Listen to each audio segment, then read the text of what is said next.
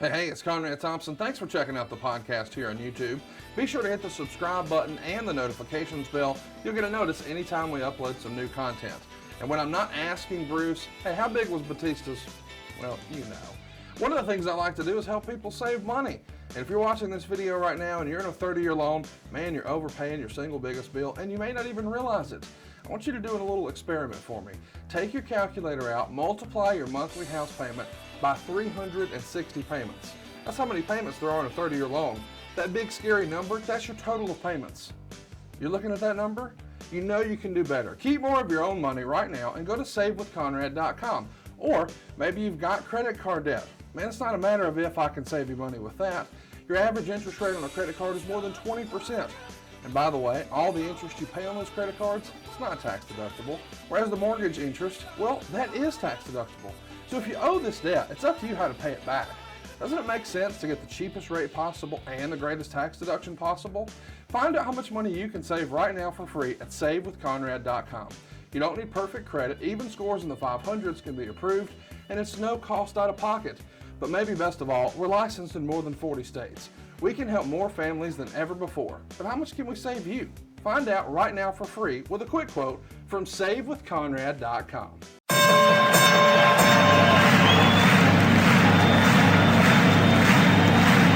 Ladies and gentlemen, welcome to the main event. Welcome to WHW Monday. Tony Schiavone and Conrad Thompson. Jim Crockett First Arcade, 605 NWA. TV title, Cajun Omni, the Bunkhouse Stampede. Flair and Horseman, Garvin, Bogey, Magnum, Dusty, Express Tag Team. Turner, Bodden, Mid-South Joint World Championship Wrestling. Talking about the great years of World Championship Wrestling, the NWA, and Jim Crockett Promotions. Tony and Friends North, they win. Look, Schiavone's back again. World title split off, center stage, Bischoff. Disney, Hogan, and Nitro. New World Order and The Crow. Thunder, Russo, Arquette Champ, Vinnie Mac, simulcast. Tony's back with Conrad, not your classy podcast. Watch along, try not to laugh. Lowest rules can't pass. This wasn't the initial plan. Thompson's a good-looking man. Klondike Bill, make a chant. Tommy, you come over here. What happened when? WHW Monday. And now, let's go to the ring. And here's your co-host. Hey, it's Conrad Thompson. Hey, it's Conrad Thompson, and you're listening to What Happened When? With the voice of your childhood, Tony Schiavone. Tony, what's going on, man? How are you? It's great being back at the Conradison. However, you have Cheetos, and I can't resist Cheetos. Yeah, I guess we should explain. We have like a little home theater set up in the basement of my house, and on the left, we've got a series of posters from sporting events, and underneath are a series of snacks. Everything from, Doritos and Fritos and Oreos and Mike and Ike's and Pringles. And I kind of forget any of that's even down here because, of course, Megan ain't letting me have none of that shit upstairs. So down here... Really? Yeah, I have none of this upstairs. She's controlling your eating now? No, she's not controlling my eating. She just, she does the shopping, right? Got it. So when she's like, oh, new year, new me, I'm going to eat lean.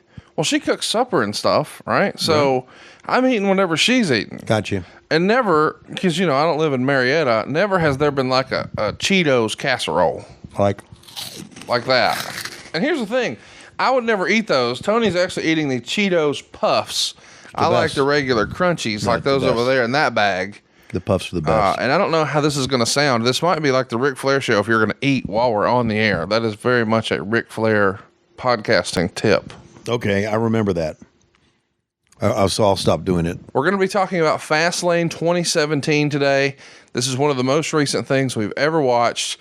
We are basically going to be making fun of everything on current WWE. So here go my chances of doing anything in wrestling ever again. Of course, you're set for life now. Well, but I'm about to totally screw shit to bed here. No. You and Bruce Pritchard are good friends. You're fine. Oh, I don't know if he's... I mean, have you seen SmackDown lately? I don't know how much longer he's going to be there. I haven't. I don't watch it. Maybe I should. I don't think enough people are. I'll be honest. Maybe I if should. If you're listening watch to this, please watch SmackDown. We need that pipeline of cash to come in our circle for a long, long time. I love the circle we have. It's a great circle. It is a great circle. It's the circle of life. And, we're at the Conradison, and how are we going to do this? How is Lois going to give us a countdown? Can you make like a hologram of Lois appear? Yes, I can. Okay. Okay, let me twiddle some knobs over here. Twiddle some knobs? Twiddle some knobs. That sounds like if you were doing enough of that at home, you wouldn't be digging these trenches nationwide. Move some sliders up and down. Enough power. Here is Lois and the hologram. I've lost count. How many of these was I supposed to do? In 3, 2, 1, play. And here we are, the signature open for WWE. I got to tell you, this has been a big part of WWE for a long, long time. Then, now, forever, all these old historical images. Of course, some of those have changed over the years. I imagine we won't see many signatures with Chris Jericho in it anytime soon. No, I think we would, and I'd like to see them a signature of how many people they fucked over. That would be a good one. Boy, that's hurtful. Okay. We're on our way to WrestleMania, of course. Apparently we are. We don't give a shit. Fastlane 2017, the pay-per-view between Royal Rumble and WrestleMania. And I guess this is usually when we just essentially confirm our main events for WrestleMania. Hey, I'm going to give you a fun fact. I was sworn to secrecy on something, and I'm going to break that secret right here, right now. Whoever told you to swear to secrecy, they're going to learn a lesson right now about you. They are. Are you ready for this? Yes. You know the WrestleMania sign they always point to? Yes. It is however many feet the number of WrestleMania is. Really? So if this is WrestleMania 36 coming up, the WrestleMania sign they're pointing to every week on TV is 36 feet long. Okay, 36 feet long? That's how big the sign is? Yes, sir. Okay, I thought you meant that was the distance between the end of their finger and where the sign sets. No, that would be a Lex Luger trick. Okay. But I'm just saying, like last year, it was WrestleMania 35. The sign was 35 feet long. The year before that, it was 34, so the sign was 34 feet long. Et cetera, et cetera. So wow, who came up with that brilliant idea? Well, I just think it's a nice little nuance. It's a nice little touch. No, nobody even knows that. I mean, I just revealed the company secret. A lot of people do. Yeah, I mean, at least, however many people listen to this, 300,000 a week or whatever it is, they just heard that. And hashtag you're welcome.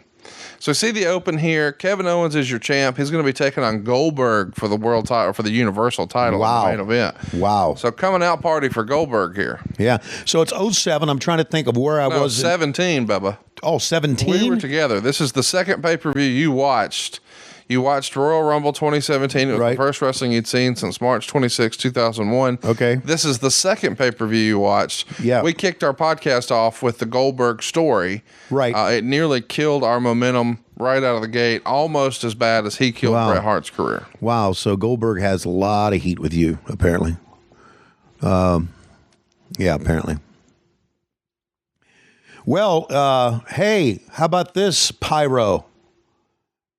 How about those signs? That's big time. Okay, that's great. Is the show over yet? No, we're just getting started. Okay. All right, just making sure. There's not nearly as many signs as there were in the 90s, but, WWE went through a stint where they got rid of all the pyro. This is before that happened. Here we are in Milwaukee. Check out that giant sign, and we now know how big that sign was. Right. How about that? That's right. It's the sign takes a little bit more blue chew every year.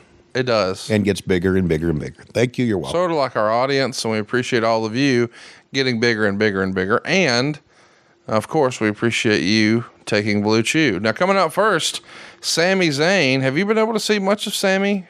Well, I saw Sami, and I guess a couple of years back when I first started working, I saw Sami and Kevin Owens work against each other. They did some great shit together. They tore it up, man. Yeah, they did.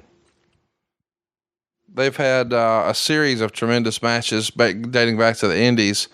I got to tell you, Sami Zayn has always been a rock-solid performer in the ring, but it's felt like he's had trouble sort of finding his footing within the WWE universe. And how about this announced crew? Byron Saxton on the left, Michael Cole in the middle, and, of course, friend of the show, Corey Graves on the right. And I kind of forget that Corey hasn't always been bald. He used to rock that big-ass pompadour. Yeah, Corey is great at what he does. I don't think there's I'm sorry. Without question. Thank you. Great at what he does, and I certainly like his work. Michael is a standard, obviously. Byron, I don't know that much about. Is he still announcing for them? Yes, he is. Okay. Great guy. Was a wrestler down in developmental for a long time. And Right. now he's calling matches. So here we see a recap package. Samoa Joe, who recently made news by... well, he's been injured a lot lately. He's had quite a run of being injured most recently, but he got hurt during a commercial shoot that I don't think anybody even saw yet, but there was a table break spot, and he was concussed during that. Yikes. I've always been a big Samoa Joe fan dating back to his Ring of Honor days. Right. It feels like a long time ago now, but back in 2004, Tony, he was Ring of Honor's Goldberg. He was a murderer. A series of tremendous matches with CM Punk. He would go on to become the world champ, and man, he held that belt for a long, long time. Quite a run. Here's the only thing I don't like about Samoa Joe, and it's not his fault, I don't think. The music that they use for him, that tuba, it almost sounds goofy. It to me, it doesn't sound like a killer. It sounds like goofy. And I don't think that's his fault. That's what they picked out for him. Maybe Vince looked at him and said that works for him, or maybe someone in the company did. But he's a badass, and the music that they have for him just does not, to me, come close to who he is. Just my feeling, just my thought. There you go. Well, here we go. We're going to have quite a match here with Samoa Joe and Sami Zayn, two guys who I first became familiar with through Ring of Honor. It's weird how Ring of Honor has almost become like a low-key developmental system for WWE over the years, whether it was CM Punk or Samoa Joe or Sami Zayn. Of course, Samoa Joe didn't come directly from there. He had quite a run in TNA. But really, I think I preferred the presentation of Samoa Joe in Ring of Honor and even TNA to what we've seen from him in WWE. I just don't think, and maybe it's because it's deeper waters. Maybe it's because it's a bigger talent pool. Maybe it's because it's an audience of one. But for some reason, these guys who we know to be main event quality stars, I mean, they just don't have that same opportunity in WWE for whatever reason. And it's not because of the work, I'll tell you that. Yeah. Well, now with AEW, now the Ring of Honor, if you want to consider that, and I'm sure the Ring of Honor people would get pissed off at me. The Impact people get pissed off at me. MLW people, but these could be good feeders for both. Absolutely. Right? And let's face it. Okay, little pat on the back here for AEW. We've become a major player in wrestling when all the other ones, and I think we're even more of a major player than the rest of them. Wouldn't you agree? Oh, for sure. Yeah. And we got a toy deal now. Yeah, how about that? Yeah. Is there going to be a Tony Schiavone action figure finally? Yes, there is. I'm pretty excited about that. Yeah, I don't know when it's going to come out. Now, here's the question: is your hair going to be disheveled? Stop with that. Are you going to have that middle of the mall shit in your ear? Yeah. Are you better? Yeah. Or it won't be accurate. And I'm going to have a cup of coffee in my hand that says Tony spelled wrong, and I'll have Britt Baker with her hand on my shoulder. So they're just going to shit on you. Is that what you're saying? Yeah. Well, I've been used to being shit on, and that's fine. I mean, I can deal with it. Well, that's hurtful. I don't want you to be. No, shit I don't mind being shit on. Pay me is what I always say. Look at Sami Zayn doing some good shit. Sami Zayn is a talented in-ring performer. He's so talented.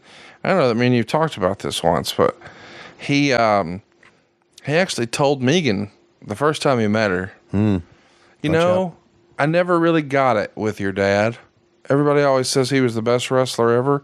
I didn't really see it. Really? Did he really say that to Megan? Yeah, and he would go on to say, and like your sister, I thought when she went to NXT, she'll never make it. Wow. Man, I was wrong. She's better than I thought. Wow. And so immediately Megan comes, she was outside of a hotel where I was doing a show or whatever, and she traveled with me.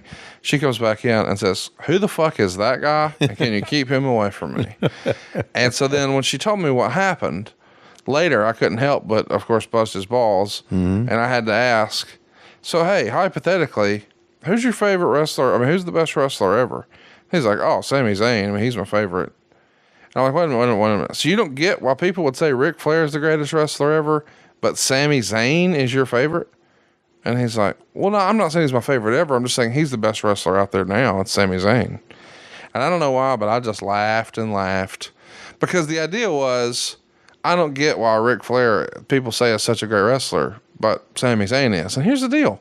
I can't say enough nice things about Sami Zayn. In fact, I think you would have loved his independent gimmick. Do you know what Sami Zayn's independent gimmick was? Of course I don't. I did not follow independent gimmicks at all. El Generico.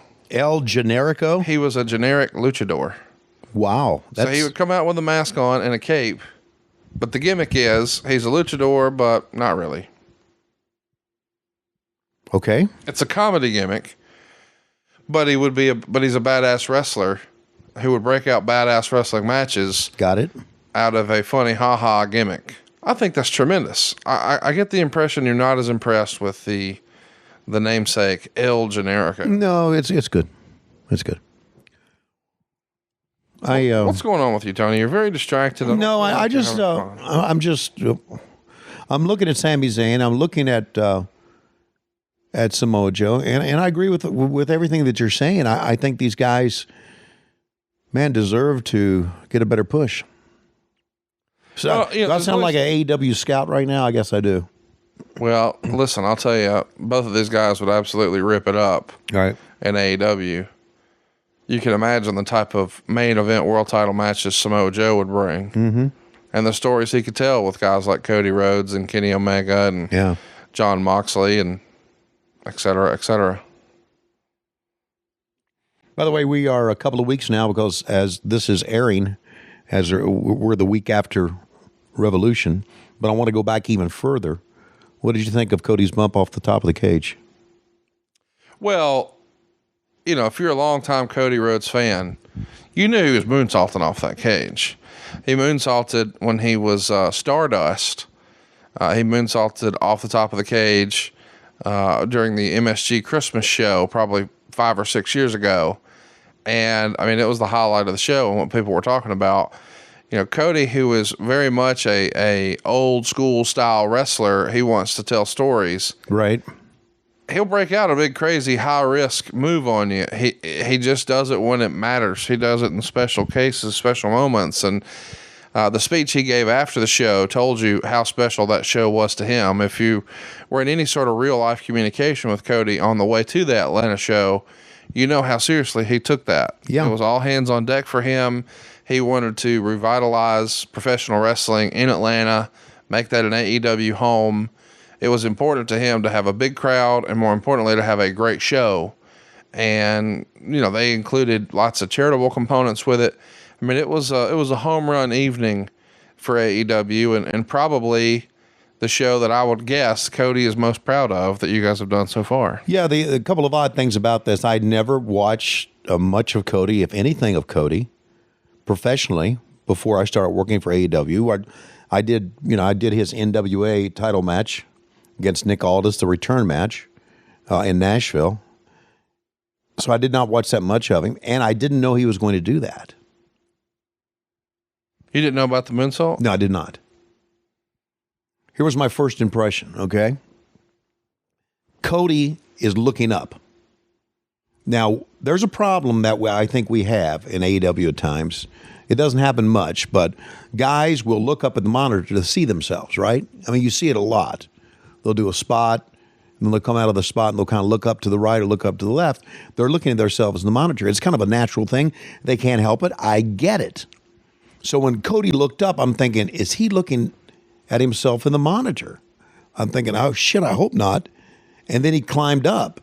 And then I'm thinking, what the fuck is he doing? Right. And then he got up top, and I'm saying, I thought he was going to do the big splash. I thought maybe the big elbow or something. But when he came off backwards, it really, really excited me as a shoot. Didn't know it was coming, and I'm glad I didn't know it was coming. Because I think my excitement was genuine on that. Oh, it absolutely was. It was a big moment, and really, there's a lot of questions coming into that. We're talking over a really great match here, but they're busting their ass here. These two kids. A real big question mark with Wardlow. I'd never seen any of his work, and I don't think a lot of other wrestling fans had either. And so, nobody really knew what to expect, but I thought they did a great job. And of course, now we know how all that played out at Revolution and the whole MJF Cody Rhodes saga. And I'm ready for what's next, whatever that may be. But what I'm ready for now is for Samoa Joe to hit we played a little cat and mouse with him, rolled him up, almost got him. By the way, this show, the reason I wanted to watch it, Okay. we like to cover the shitty shows. Right. This show in the Wrestling Observer reader poll got 9.4% thumbs up. Oh my God. Well, this had to be one of the better matches then. Believe it or not, when it comes to the best match poll, this placed fourth. Whoa. Neville and Jack Gallagher was first. Roman Reigns and Braun Strowman was second. Bayley and Charlotte was third. This was fourth. So if this is the fourth best match, it's going to be a pretty good show wrestling-wise. I would think so, and I don't know why the fans would make it a 9.4. Well, it's a transition pay-per-view. It's a transition pay-per-view? Well, I'm just saying, you've heard about, he was a transitional champion. Right. For instance, they wanted to get the belt off of Bob Backlund and on to Hulk Hogan. Got it. But they didn't want to have a babyface beat another babyface and perhaps split the audience. Insert Iron Sheik, transitional champion. Got you. This show is the show called not Royal Rumble and not WrestleMania. Got you. Just one of those things where, I go back to this and, wow. I love that move. Don't you love that move? Yeah, I do too. I also like the way he sort of stomps around. By the way, it's worth mentioning, I don't know that you know this, but when Samoa Joe was coming up, he came through the California training schools with a wrestler named John Cena. Wow. So some of his first matches, John Cena. How about Joe, almost going into a trance with the choke here. Very Taz-like. That's your finish. 2.5 stars. The Coquina Clutch gets the finish. 9 minutes, 45 seconds. Meltzer would say the crowd was into this. Joe teased a muscle buster, but Zayn got out of it. Zayn went for the hell of a kick, but as he ran in, Joe caught him, slammed him down with the Uranagi, and then used the Coquina Clutch for the finish. 2.5 stars. Really set the tone for a nice pay-per-view, I thought. I liked it. I like both these competitors. I like both these kids. I'm sure they'd be... they probably should get a bigger push. You were about to say, I'm sure there'd be welcome additions to AEW. You're a full-blown fucking talent scout now. Well, listen, and they would be. They're great performers. Well, let's be honest. For any wrestling promotion to survive, you have to expand the talent roster. You can't use the same guys all the time. And I think, but you tell me, you read more than I do in this stuff. As we're now in the month of March, there was a big story out there months ago that in March that they're going to release a lot of talent, right? Is that still going to happen? Or I hadn't heard that. Okay, I heard that. And I don't believe that to be true. Okay, so because they're signing up guys left and right.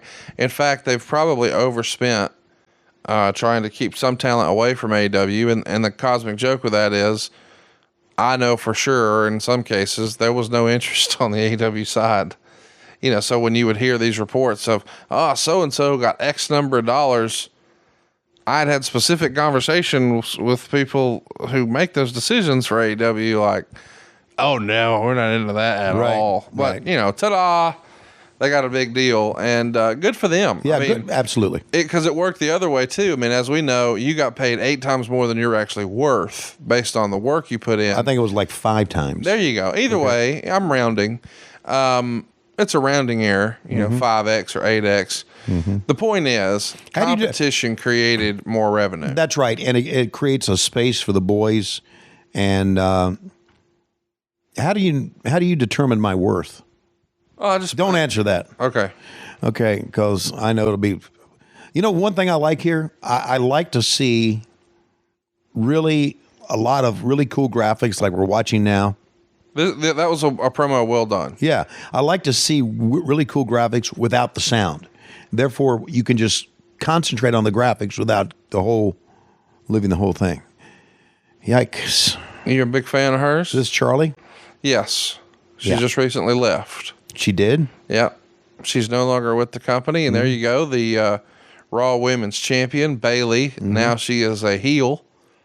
But not here. She isn't. No, she is a white meat babyface here. This is the Bayley who from NXT was like this girl who was like all these big stars and stars in her eyes and a big fan, and couldn't believe that she was actually wrestling. She was one of us. One of us. Across the guardrail. Yeah.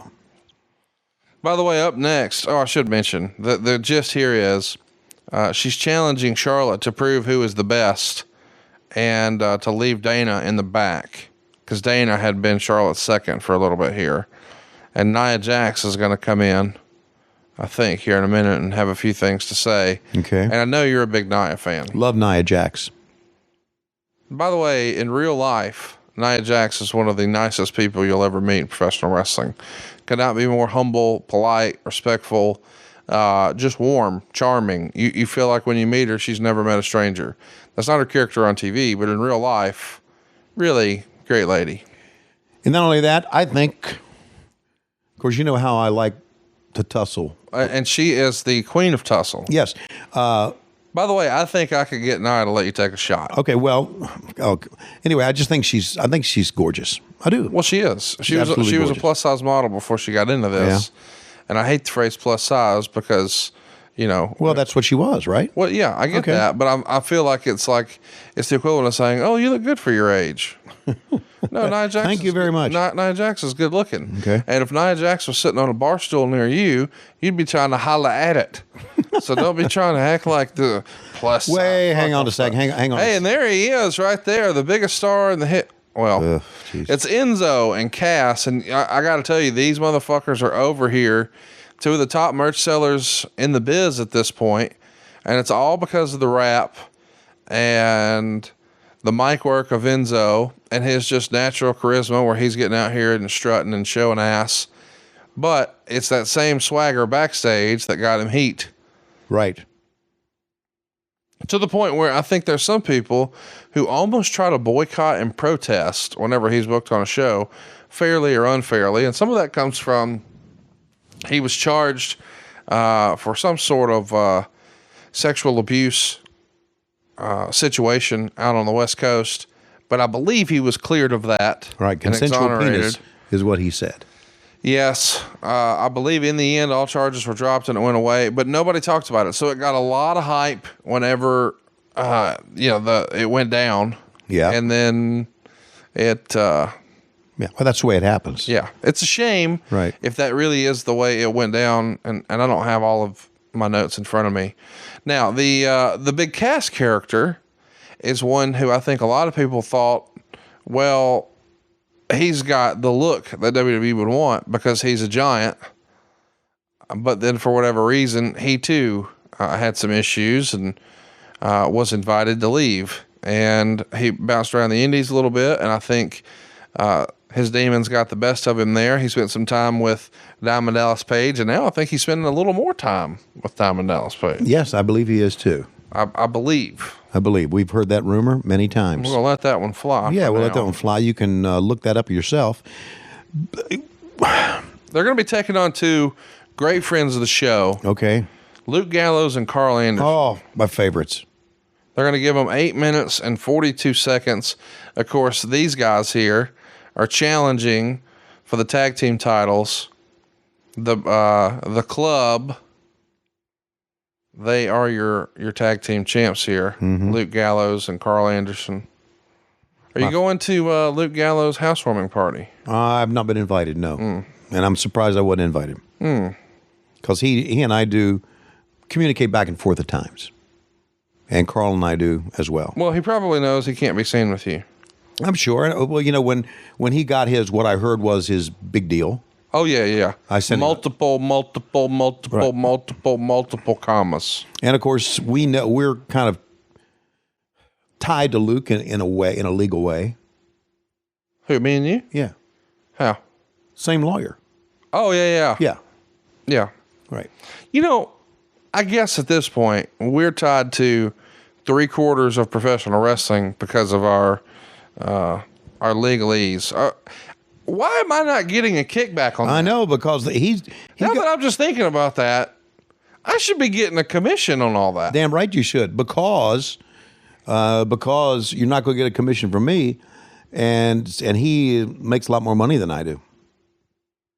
And he just called you out of the blue, right? And offered and talked to you, and all of a sudden... He emailed me for years, right, trying to get me to do stuff. And then when I finally did, and it worked out great, and I realized, hey, this guy's cool, and he can be in the group, I started putting him on our friends, and now, I don't know, there's probably legitimately 80 wrestlers we've put on him. Yeah. And he's making money on all of them, and I'm sitting over here with my dick in my hand. So, but you know, that's the story of my life. I mean, I haven't gotten not one of my 10% agent checks from your AEW contract yet. How is that possible? How can you live with yourself? And what about the money that that Bruce made? No, he's kicking me his 10%. Oh, bull fucking shit. No, that's real. And I'm sorry. Let me rephrase that. I shouldn't, because I don't know. Let me rephrase it. Bull motherfucking shit. I'll show you the stubs upstairs. I wouldn't. There's fake stubs. No, seriously. Like fake news. I made enough on my 10% from him last year. I bought another Rolls Royce.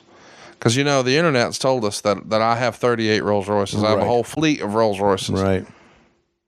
And you have By the way, the referee John Cone there got his mortgage from SaveWithConrad.com. There you go. Of course, Carl Anderson and Luke Gallows, they don't need mortgages because they're independently wealthy.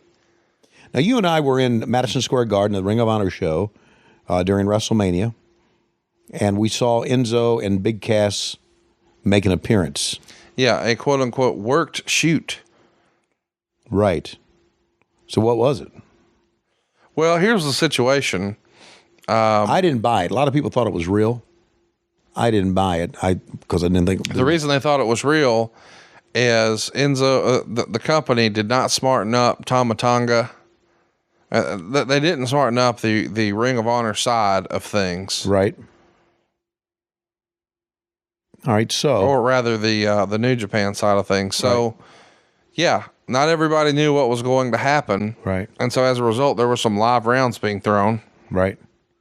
And nothing really happened out of it. Well, there was such backlash over booking Enzo and Cass because they are, you know, whether it's fair or not, heat magnets.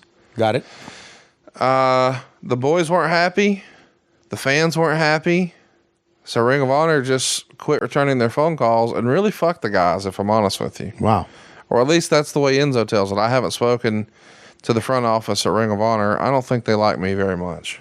Okay. I had a decent relationship with them before AEW started, and now I guess they think, well, he's an AEW guy, he's right? An AEW guy. I mean, that's what that's what WWE thinks too. Yeah, So well, I got the AEW brand on me, but I'm not getting my 10% commission checks. So what are you gonna do? Hey, what'd you think of the convention attached to Revolution last week, not called StarCast?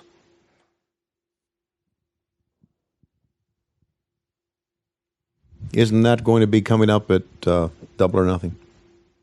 No. We're talking about Revolution. Right. C2E2. Right. It was attached. Got it.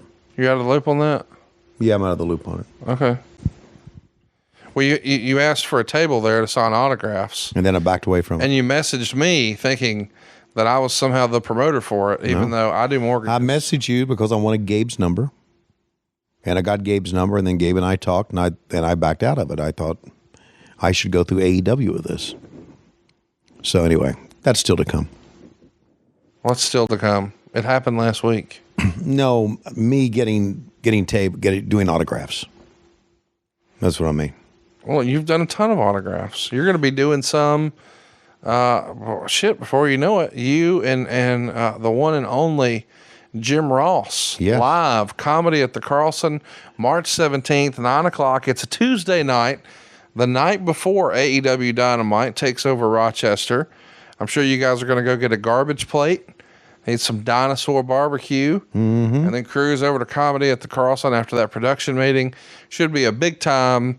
Lots of stories you can't hear on the podcast. Sex, drugs, rock and roll, burying motherfuckers. Bring your shovels. Good God.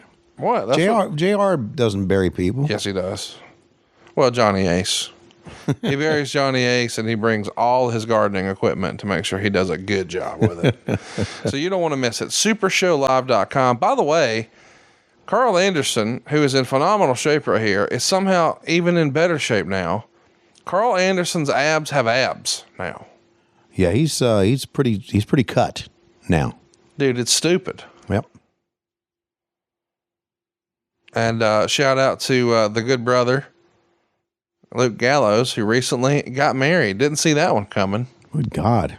No one did. Yeah, he was a few years ago, he was the Cooter Whisperer. Mm-hmm.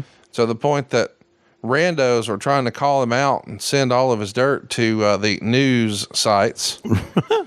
And I would take screen grabs and send them to him in a group, and everyone would have fun at his expense. And now he's decided to put all that behind him.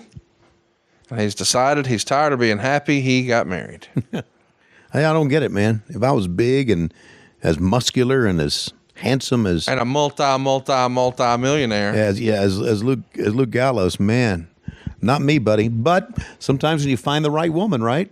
You just don't. And then eventually she finds Facebook and Fox News and loses the broom. And here you are. Gives up on everything. Right. I've been there before. I need you to get an outfit like what Enzo's wearing here. Really? These overalls with the cheetah print. Okay. And the gold all over it. I think that would look real cool on you. Why don't I have cooter print on it? Cooter print. Cooter print. I like that. Instead of cheetah print. Oh, I love that. Dive in to make the hot tag. Carl Anderson cuts him off. Makes the cover. Yeah, very well done. I got to tell you, I wish there was a spot for Enzo in wrestling. I wish he didn't have the nuclear heat that he has because, and I know you weren't watching during that time, but dude, he really was over. Like they really were over in a major way. Saw a lot of merchandise. Fans were with him. They had their rap down. It was reminiscent of the old New Age Outlaws where he would come out and the fans would sing along. Right. I mean, and he is sort of a modern day Michael Hayes in that regard. You know, just dyeing his hair blonde, being a mouthpiece. He's got Terry Gordy in the corner. Of course, unfortunately, no one can really compare to Terry Gordy. But as far as being the guy whose maybe work isn't the best in the world, bell to bell, but he knows how to talk them into the seats and has a good rap and can talk shit. That's a modern Michael Hayes right there. That is, and that's a hell of a working punch by Luke. So are they baby faces here? Yes, they are. Okay. He's a certified G. Yeah, certified G. I didn't, and I've heard the rap before, but when I first saw him, I wasn't sure if he was a baby face or a heel because he almost acted like a heel, but then again, well, he did become a heel. So one of the times you may have seen him may have been when he was a heel. Okay, and that definitely happened, but you could always tell based on the crowd reaction what he was. They're doing some good shit here in the ring too, man. Luke, and I know he's a friend, boy, he can move for a big guy, can he? He can. What's interesting is you don't always know that because when you see a guy that size in the corner, you just assume that's going to be very slow and methodical. But when he needs to kick it into gear, he does. So we're here at the Conradison, which is, there's nothing like it. Oh, my God. And I was wondering what's for dinner tonight. Well, I'm glad you asked, Tony, because we're going to have quite the selection. Okay. I'm having the chefs upstairs go ahead and start preparing this evening around 6. And dinner will be served at about 8 o'clock. Okay. That's and then we're going to have some folks join us a little later, and we'll have a celebration of life, just to celebrate you being here. I love celebrations of lives, and I love fellowships. Well, that's going to happen tonight. I do have bad news for you, though. The two people you like the most in Huntsville, Alabama will not be in attendance. I'm trying to think who I like in Huntsville, Alabama. Oh, you're talking about Cassio and Big Booty Judy. You got it. Okay. Actually, I was considering saying Big Booty Judy and Dave Silva. Okay. Because you don't really like Cassio. You consistently shit on Cassio. Right. By the way, Cassio's Cut is still the worst podcast you can download. Is it with worse? The exception of the Jay-Z Flair show. I was getting ready to ask. Jay-Z Flair now has shown us on social media. There's one, too. Oh, and a save. Has shown us on social media actually how he makes those pizzas you talked Those about. North Carolina pizzas. Oh, man. I mean, it's fucking gross, dude. Well, it's like if a hairdryer and an iron had a baby. It's like, why? Okay? Why when you can, I don't get it, when you can get such good pizza delivered to your house, or you can just put one in the oven. Why do you go to that trouble? Well, here's what we're going to do for the low-key Big Hog weekend, which is coming up before you know it. Mm-hmm. We're going to have pizza night, and we're going to have a series of pizzas brought in. Right. But one of the things we're going to do, John Cone, man, he let the Good Brothers just steal a victory there. All of a sudden, Carl Anderson, 1, 2, 3. Enzo has his foot on the rope. Carl knocks it off. Cone doesn't see it. Bam, we're done. Our baby faces had a shot at the world titles. Of course, it didn't happen. There they are, the Good Brothers, breaking necks and cashing checks, strutting ass out of here as two well-paid married men. Let's see the replay once again. And Cassio comes off, and he goes down to the big man, Luke Gallows. You calling him Cassio? Did I say Cassio? I sure did. I was going to say Cassio's on a hell of a diet. Enzio, not Cassio. Enzio. What's his name? Is Enzo. Enzo. Okay, there's the 1, 2, 3, and they steal the win over Enzio, Cassio, and Big Booty Judy. Anyway. Okay, where were we? Go download Cassio's Cut, cassioscut.com. He's one of the funniest motherfuckers we know. His comedy is way too big for Huntsville, Alabama, but he's number one here in the mornings, and that pays pretty goddamn well, and he's got a smoking hot wife who works for NASA, so she has booty, won't travel. So here he is doing what he can here, but he should be on TV. He's a funny motherfucker. Yeah, he really is, and I think you and I are, as we're taking a look at some video game promo here for the... I think I did commercials for this once upon a time on Bruce's show. I think we had one on our show too. Yeah, probably. I think they bought one for our show too. I never played it though. Right. So, but I'm grown. Yeah. Look, it's John Moxley. That was weird, wasn't it? Yeah. I don't think that was Moxley, was it? Yes, of course it was. Was it really? Yeah. I thought it was Piper. No, Moxley's going for a Piper thing. Okay. There you go. What was I going to talk about? You're probably going to talk about my new belt. No, but it's you can download this for free. At least you used to be able to. Good God, look at Flair. This looks nothing like him. No, looks nothing like him. Yeah, looks good. It ought to be free. Oh my God, there's our buddy. How about somehow he's got the Enzo look going. He's got the cheetah shirt and he's got a flannel like dinner jacket with the black lapels. Right. I gotta say, that's quite the look. What a performer. When you really think about all he's done, I don't know how he's not top 10 for everybody. We're talking about Mick Foley. If you're not joining us right now, and we're watching Mick Foley talk to someone on a speakerphone with the Fastlane logo to his left and to his right, the Goldberg poster. So I don't know what this is about because, well, you can figure it out on your own. But now let's go back to this. Let's talk about your new belt.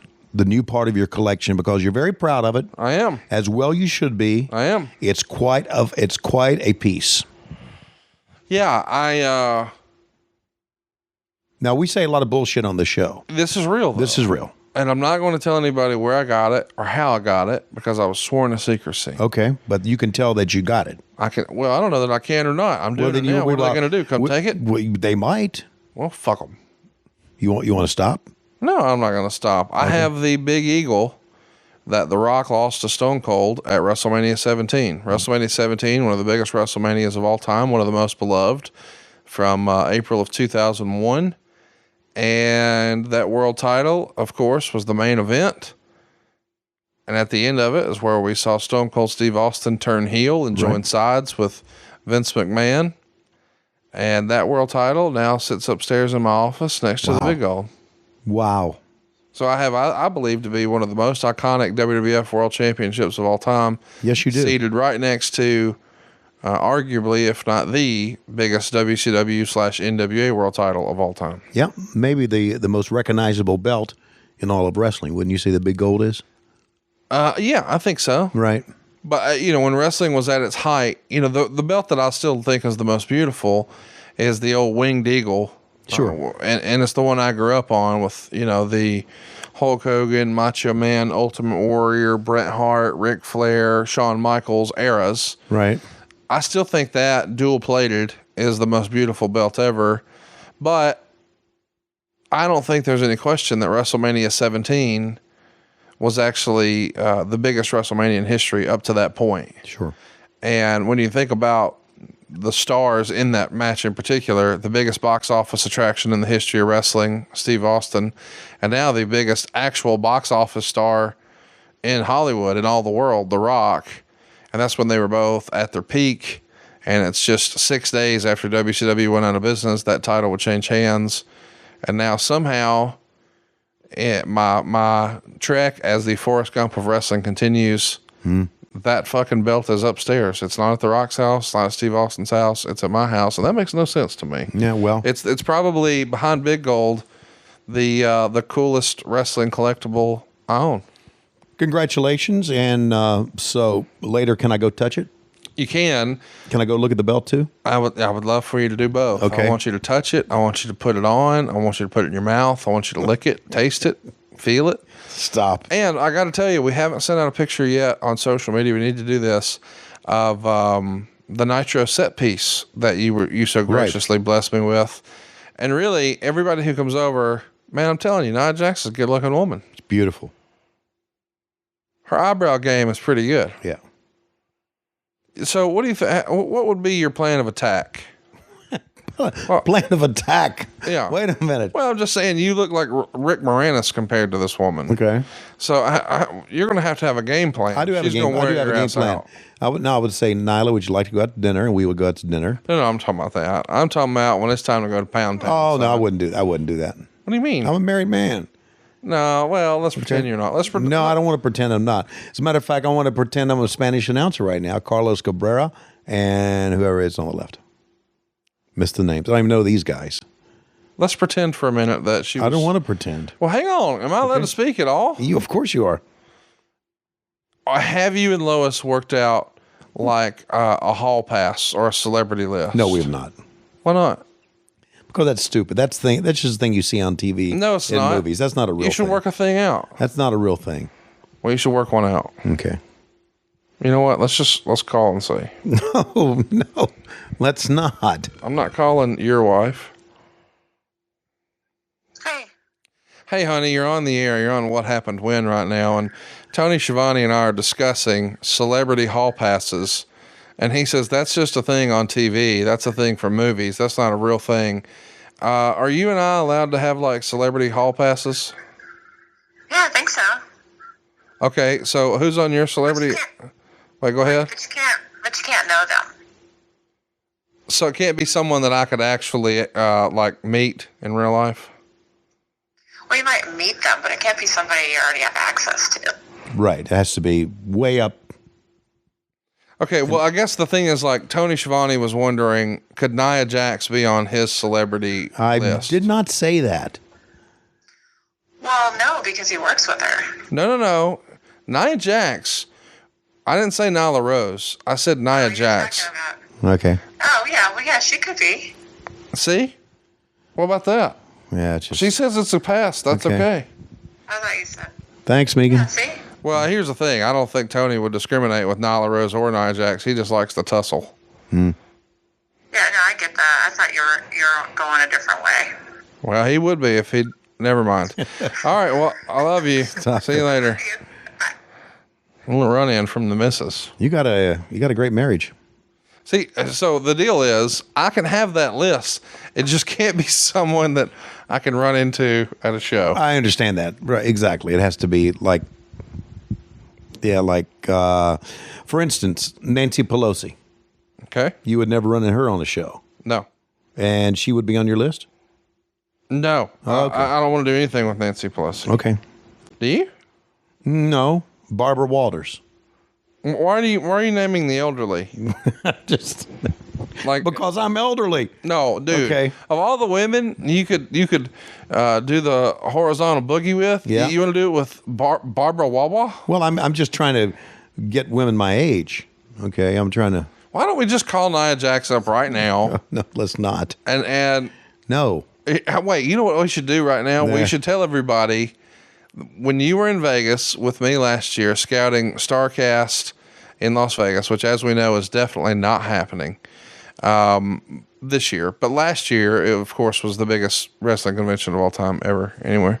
And you got high, very, very high, extremely high on edibles. and everything was funny and hilarious. And you all of a sudden had a lot of courage, and you started hitting on women left and right. Oh my God! Now you were out of your head, and you were harmless, right? Okay. You're very non-threatening. Yeah. But I was really shocked with your like go-to clothes at all of the bars in Vegas. Do you even remember what you were asking the women? Like what your fishing question was? No, I don't. You would say, "Hey, girl, what are you doing for dick these days?" And I don't know. There's a shirt out there available at lowesrules.com. It says, "You a lie." Well, what are you doing for dick these days? Is also a shirt available at lowesrules.com, because it is something that you said at least 30 times in Las Vegas. God. To the point that Dave Silva and I started to get uncomfortable because you were asking this to the waitress at the restaurant. I mean, the blackjack dealers, the Uber drivers, it didn't matter. Yeah. You're just putting up numbers. No. So I was wondering, if you hit Nyla with that, would Nyla respond kindly, or would Nyla drag you like she's dragging Sasha Banks like right now? I don't know what she would do, but like Sasha Banks too.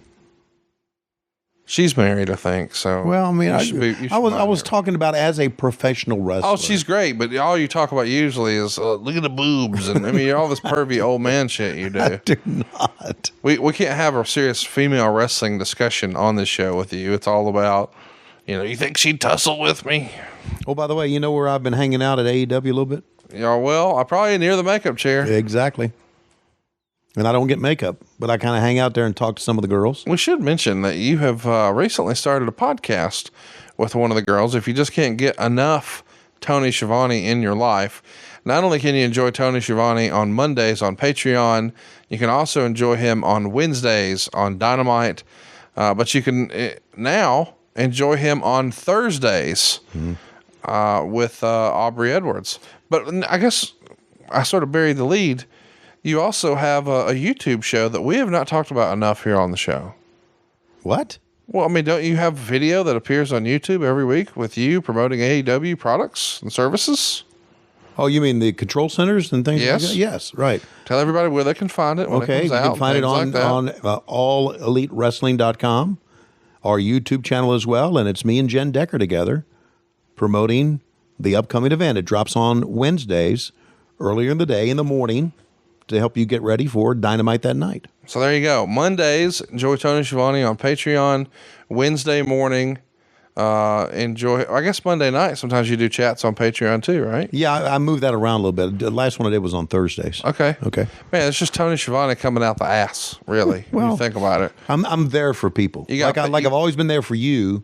I'm there for everybody else. You haven't been there for my wedding, and you weren't there. Why did I even open up this can of worms? Well, I'm just saying, like, you'll come over if you know that there's a payday involved. Well, if I know there's free food.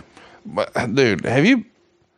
Are we going to Rosie's for breakfast in the morning? No, they're closed on Sunday. Really? I did have one on Friday, though. It was delicious. I bet you did.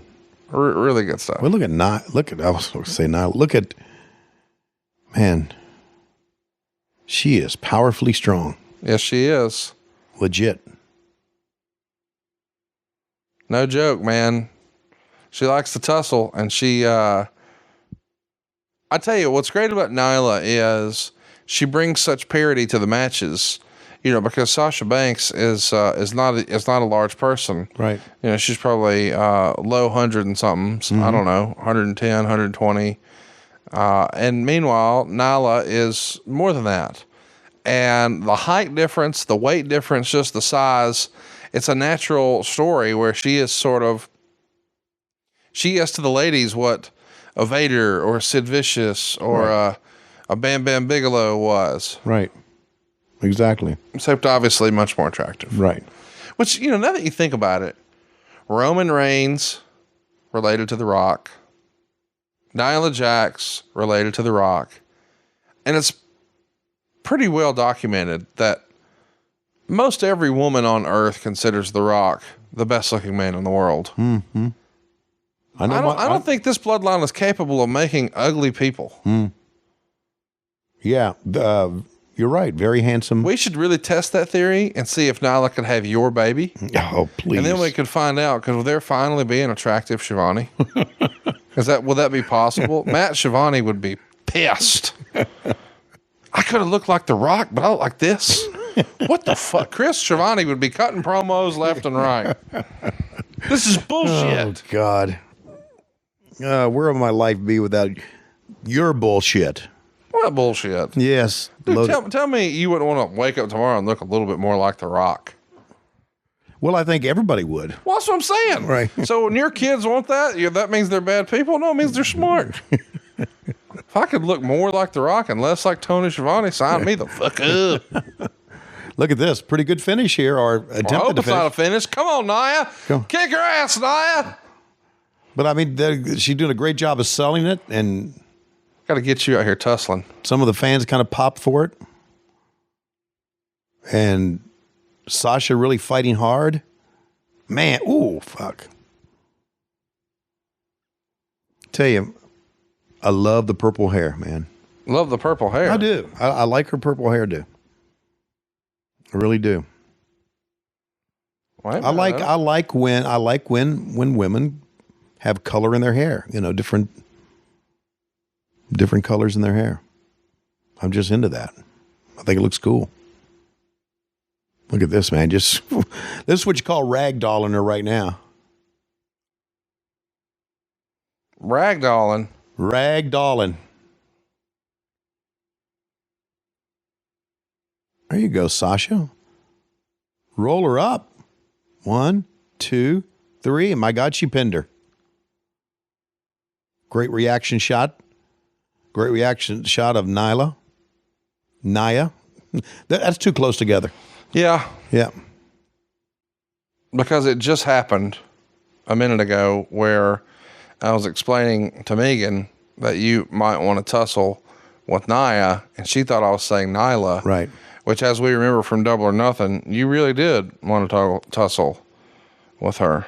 By the way, what do you think a few weeks ago when Nyla beat the shit out of Riho Thought it was a great match. and became the champ?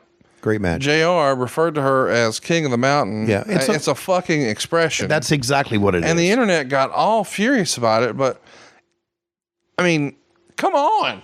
I don't think the internet got all furious about it. I think a bunch of jack-offs who shouldn't be on social media got all furious about it. Yeah. Yeah. I mean, listen, Well, here's the thing. if you were furious about that, which is a term, it's not a knock on Nyla. It's not a knock on her sexuality. Not at all. Not at Here's all. the thing. When I heard it, I didn't think anything of it. It didn't. Usually, I have a pretty good radar about stuff that's said that may be questionable. It didn't bother me at all. And No. And then I was told afterwards that some people are upset about it. If you are one that was upset about him saying that, here's my suggestion to you: delete your account. Go back to your regular life and leave social media to people who have brains, because you don't have any. Well, there you see another great match. I mean, they've had really good matches on the Yes, they show have. so far. So what was the rating on this? That's had to be a 2-star match. Really, you would give that one 2 stars? 2, maybe a little bit more than 2. He gave it 2 1/4. Yeah. He gave Gallows and Anderson against Enzo and Cass 2 1/4. And of course, as you recall, he gave Samoa Joe, Sami Zayn 2 1/2. Okay. Coming up next, we got Cesaro and Jinder Mahal. And Jinder Mahal has been, oh man, look at this commercial. Yeah. Off of the WWE Network. What do you think about the rumor and innuendo that they're looking to make some major changes to the WWE Network? I haven't heard that. Why don't you enlighten me on that? Well, I think they've realized, hey, we're losing revenue because we don't have WrestleMania cash coming in anymore. Right. We need to sell some of these big pay-per-views off. And there was a report that it's going to ESPN Plus. So a lot of the big pay-per-views are going to be on ESPN Plus. Of course, they'll still have other original content. They'll still have, all the old stuff right here on the network. And I think for $9.99, that's a really good deal. It's a great deal, and I often thought when I found out it was $9.99, you get the pay-per-views with it, I thought, man, that's kind of odd. Pay-per-views have always been like a cash cow, a money stream. Yeah. And why are they putting them on the network? So I think it's a good business decision. There'll be some pushback, I'm sure, at first, but I think it's a smart business decision. Well, I'm glad to hear you like it. Yeah, I do. I think it's the way to do things. You're always going to piss off somebody. That's true. About something, especially in this business, you're going to piss off somebody about something. But you got to keep doing your shit. And you know what I say? Fuck them. How about Jinder Mahal here? Man, he looks great, doesn't he? It's unbelievable. Yeah. One of the nicest guys ever. I had a chance to meet him. He really is a great guy. Has a great attitude. He got a bad rap from fans because WWE wanted to make a run in India and thought, hey, we'll make him the champion and see if we can't make a big splash. And when that experiment didn't work out, I think a lot of fans, or the company maybe, didn't know exactly what to do with him. But a lot of fans, I don't think, treated him very fairly, because in real life, you couldn't meet a nicer guy, and it's not his fault they're going to push him. It's not his fault they scripted his promos that way. He's doing what's been asked of him, is my point. He's a wrestling fan like me and you, right? Except he's dedicated his life to this in a major way, not just when the camera's on, but you don't look like that without putting the hard work in. You know, and there was lots of criticism saying, oh, well, he transformed his body, and that must mean it's just negative bullshit. The reality is none of that's possible with, I mean, you don't look like that unless you have a strict diet. You don't look like that unless you're working out all the time. And I don't know. I treat people how they treat me, and he's always been cool with, and he listens to the show, by the way. Right. Here's another, what I like to call WHW facts. Okay. You know, during the course of our podcasts, you give a lot of WHW bullshit. Yeah. That's untrue. Sure. But this is a this WHW fact. Okay.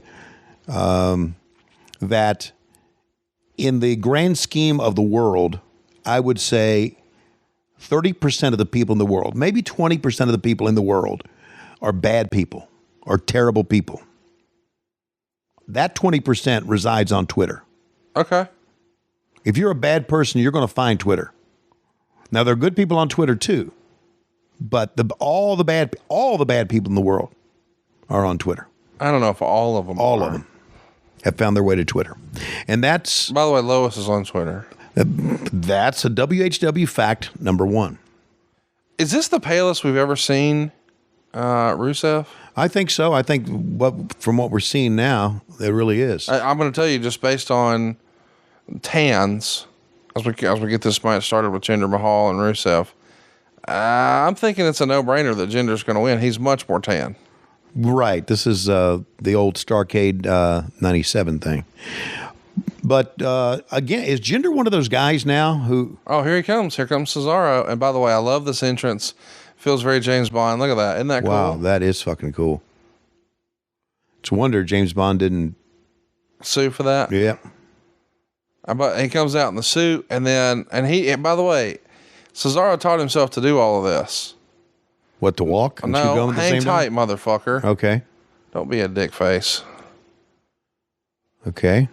This is Sheamus now. So they just come out during the middle of the match? No, the match is between Cesaro and Jinder Mahal. What the fuck is... Before the match, Rusev and Mahal start fighting. Okay. Mahal threw Rusev into the post. Rusev was selling on the floor for most of the match. And I'm confused. Oh, look, check out Cesaro now. Watch this. Isn't that cool? He taught himself to do that? No, here's what I meant.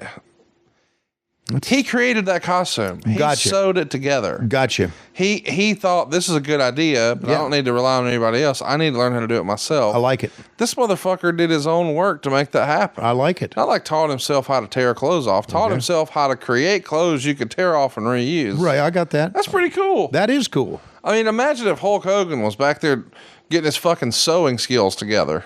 Right. That's commitment to the deal. Cesaro is one of my low-key, all-time favorite wrestlers.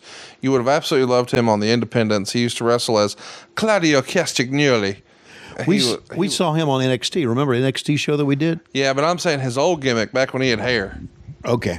He's on the Indies 15 years before this. Okay. And he would wear all these plaid suits and shit like this, and he would be wrestling's most money-making man. Dude, just really tremendous stuff.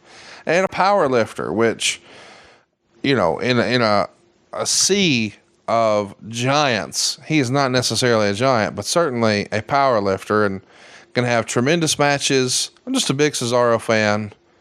And if you're out here scouting for AEW, You should put him on your list. You should send some notes back to TK. Well, hey, have you heard about this Cesaro guy? Listen, I'll guarantee you that TK and Cody and the Bucks and Kenny Omega, they've all heard of everybody.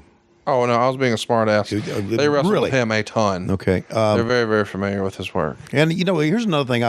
You were talking about the fans shitting on Jinder Mahal and unfairly. Is he kind of missing in action with WWE now? Do you see? No, he's still around. He's got a tremendous Instagram where you feel like you're making poor life decisions as you scroll through the pictures. But no, he's still around and still working for the company. They just haven't been featuring him on TV lately, but I'm sure that will change. I hope their roster is bigger than ever right now. Right. It's so hard to stand out. Even their NXT roster, more than 100 folks down there now. Well, there's a case of too many. No, of course. Yeah. And I think the deal is they want to have everybody under contract because you never know what's going to pop up. But I don't know if they're hiring writers as fast as they're hiring wrestlers. So as a result, they've got lots of new talent, but not necessarily lots of new ideas. Right. But Bruce Pritchard's there to save the day, which, as you saw a few weeks ago, they had Shinsuke Nakamura out there with a gong. So things are going as planned.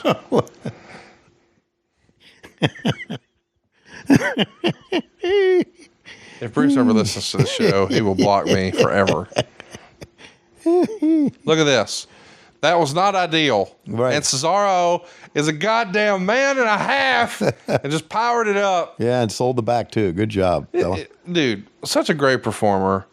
It looked like they were going to go with him a few years ago. They gave him Paul Heyman as a mouthpiece, and then just as quickly as that happened, it was all gone. Check this out now. From the second rope. Dude, trying to deadlift. Now, okay, they're selling that he can't do it because he's hurting the back, but he's done that move. It was one of his signature moves, is why I got excited there, because I wanted you to see it and thought, hey, Tony's probably never seen that. And he still may do it later on in this match. We'll see. Well, telling a great story here. This is old school shit, man. Isolating a body part, working on it, telling a story. You got to wonder if Arn Anderson was an agent on this one, the way they're just isolating the body part. That's old school Anderson shit. Right. It is. By the way, his podcast is going swimmingly well. I hope if you're enjoying me and Tony here on the show, you'll give Arn a shot, ARN. Look for anywhere you enjoy podcasts. It comes out on Tuesday right here on Westwood 1. And you can ask Arn any question you'd like every other week. Follow us on Twitter at The Arn Show. Every other week we do a Q&A. Sort of like Jim Cornette does Corny's Drive-Thru every week. He does a Q&A show. We do one every other week with Arn. And we've reviewed a lot of more recent stuff. This March, we've reviewed, or we plan to review, WrestleMania 26 and WrestleMania 31. So very recent, current stuff from a more modern era, sort of like we're doing here with you today. Yep. And we appreciate you being with us each and every Wednesday, but don't forget Mondays we are on Patreon. And very good camera shot. Good work there keeping WrestleMania in the shot. And look at this, trying to deadlift him again. The Swiss Superman, Cesaro, has been one of the, unsung heroes of WWE for a long, long time. And for whatever reason, sometimes the audience of one in WWE just loses interest or gives up or whatever. But I saw Arn Anderson recently. We were able to catch up and get some podcasts in the can, and we did a review of a show that had John Morrison on it. Right. And I said, what do you make of, we haven't really spent a lot of time talking about John Morrison.